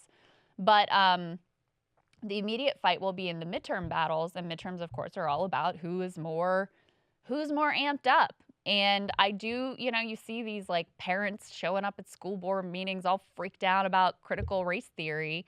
And I do wonder if that will actually be effective at ginning up enough of their base to have a pretty solid midterm, even with the Biden administration doing some, decent things on just like a materialist front. But I don't also want to underplay how fractured the Republican Party is on its own, because it is. It still is Trump's party. And it still is the case that he's the guy who gets the most people out there to vote, but it's also the case that he just lost to a half-dead guy. Admittedly, it was barely, but still, you don't, to really put all your hopes on the person who just lost. I mean, imagine if it was Hillary Clinton was still the forefront figure from 2016 to 2020. We'd be like, ugh, you know what I mean? There would be a giant number of people, whether they're quiet or not, who would be like, ugh. And that might be the case with Trump, too. Yeah, I think the calculus is actually very different, whether we're talking about midterm or whether we're talking about the next presidential election. Because, I mean, you're just talking about midterms tends to be lower turnout, so it's about who's the most, like, amped up and freaked out. Republicans are they're terrible. But they're always in that mode, though. They're really always in that mode. They're very good in opposition. I mean, and also, they always do well. Right. They always do well in those lower turnout elections. They always do well when they are the opposition. Yeah. Anytime there's a Democrat in office, it doesn't matter how milquetoast the Democrat is, they're like, Marxist, communist, insane person. Exactly. Yeah, exactly. So, I don't know. I think that dynamic of, like, even though, like you said, it falls short in a million ways, the fact that you have an actual material program here versus Potato Head. True, but it's going to be an interesting battle. They have to sell the material stuff. Okay. Yeah. One more question before we wrap it up. Okay. This was something I was going to ask Briahna, but again, I didn't get to it. Let's say it was Trump versus Bernie in the general election. Yeah. And how would it have been different? Because my answer to that question is Arizona would not have gone for Bernie. It's mostly suburban types who supported Biden because Biden's, the half Republican type. Yeah. But I think Bernie would have picked up Ohio. And I think Bernie would have actually held Georgia. I think Bernie would have held Georgia, but not. So it would have been Arizona, over 300. But would have picked up Ohio. So it would have been over 300 electoral votes still for Bernie. I'm not sure he would have. I'm not sure I buy that he would have held on to Georgia, because Georgia, I mean, the reason why Biden won Georgia is because of the suburbs. And there just wasn't, it wasn't, that population was not Bernie's strong suit. So, but then would he have made up ground in Ohio? Possibly Iowa is the other one that I'm thinking about. Yeah, but I'm not sure. I'm not sure he would have pulled off Georgia I agree with you on Arizona. I know this is, I think he would have made it closer in Texas because, you know, he did have a much stronger affinity with the Latino community than Biden did. I think he would have actually done better in Florida than Biden did, even though Biden crushed him in the primary there. But one little known stat is that Bernie actually outperformed Biden with Cuban Americans in Florida, even though everybody was like, oh, they're all going to hate him. But that wasn't actually the case. Yeah, I mean, the Texas one, I'm not sure I agree with you because Biden beat Bernie in Texas in the primary. Yeah. So I don't think in the general, but yeah, Bernie would have done better than Biden. I don't think you would have had the, you know, Texas is one of those places where you had the largest Latino shift to Trump. And I see what you're saying. Okay, I don't think you would have. I don't think you would have had that. Interesting. With Bernie. But, yeah. Interesting. And then the other one that's a question mark for me is North Carolina. I think North Carolina is another, you know, fairly suburban state, so I think you probably would have gotten the same result. But yeah, I think Bernie would have improved in those industrial Midwestern states. But also we're forgetting Bernie actually would have held some of those suburban votes, not all the ones that Biden did, but he would have held some of them because the anti-Trump sentiment was strong enough. I agree. Right. And that was always my argument is like, they're like, oh, you got to get these suburban voters to vote for it. No, those suburban voters, those people are tuned in. They're watching Rachel Maddow every night. They think Trump is like literal Hitler. They're showing up to vote for whoever is on the Democratic ticket, whether it's Michael Bloomberg or Joe Biden or Bernie Sanders. So I actually agree with that. Right. It's an interesting conversation, but, you know, we'll never know. We'll never know. So, all right, guys, we love you very much. Everybody go subscribe on Substack to Krystal Kyle and Friends. $5 a month gets you the video a day early. If you don't want to do that, it's okay. We still love you. Saturday, if you subscribe on Substack for free, it drops for you, and you'll get it emailed, you know, right to your inbox there. So, yep. All right, guys. We're still behind Barry Weiss, by the way. So it's not like we're holding off on showing you the tour. It's that we're still behind her. So if you want us to give you the tour of the studio and whatnot, and see what Krystal and I do before the show, go ahead and subscribe on Substack, and then you'll be one of the elite few who gets to see it. There you go. All right, love you guys. We'll see you next week.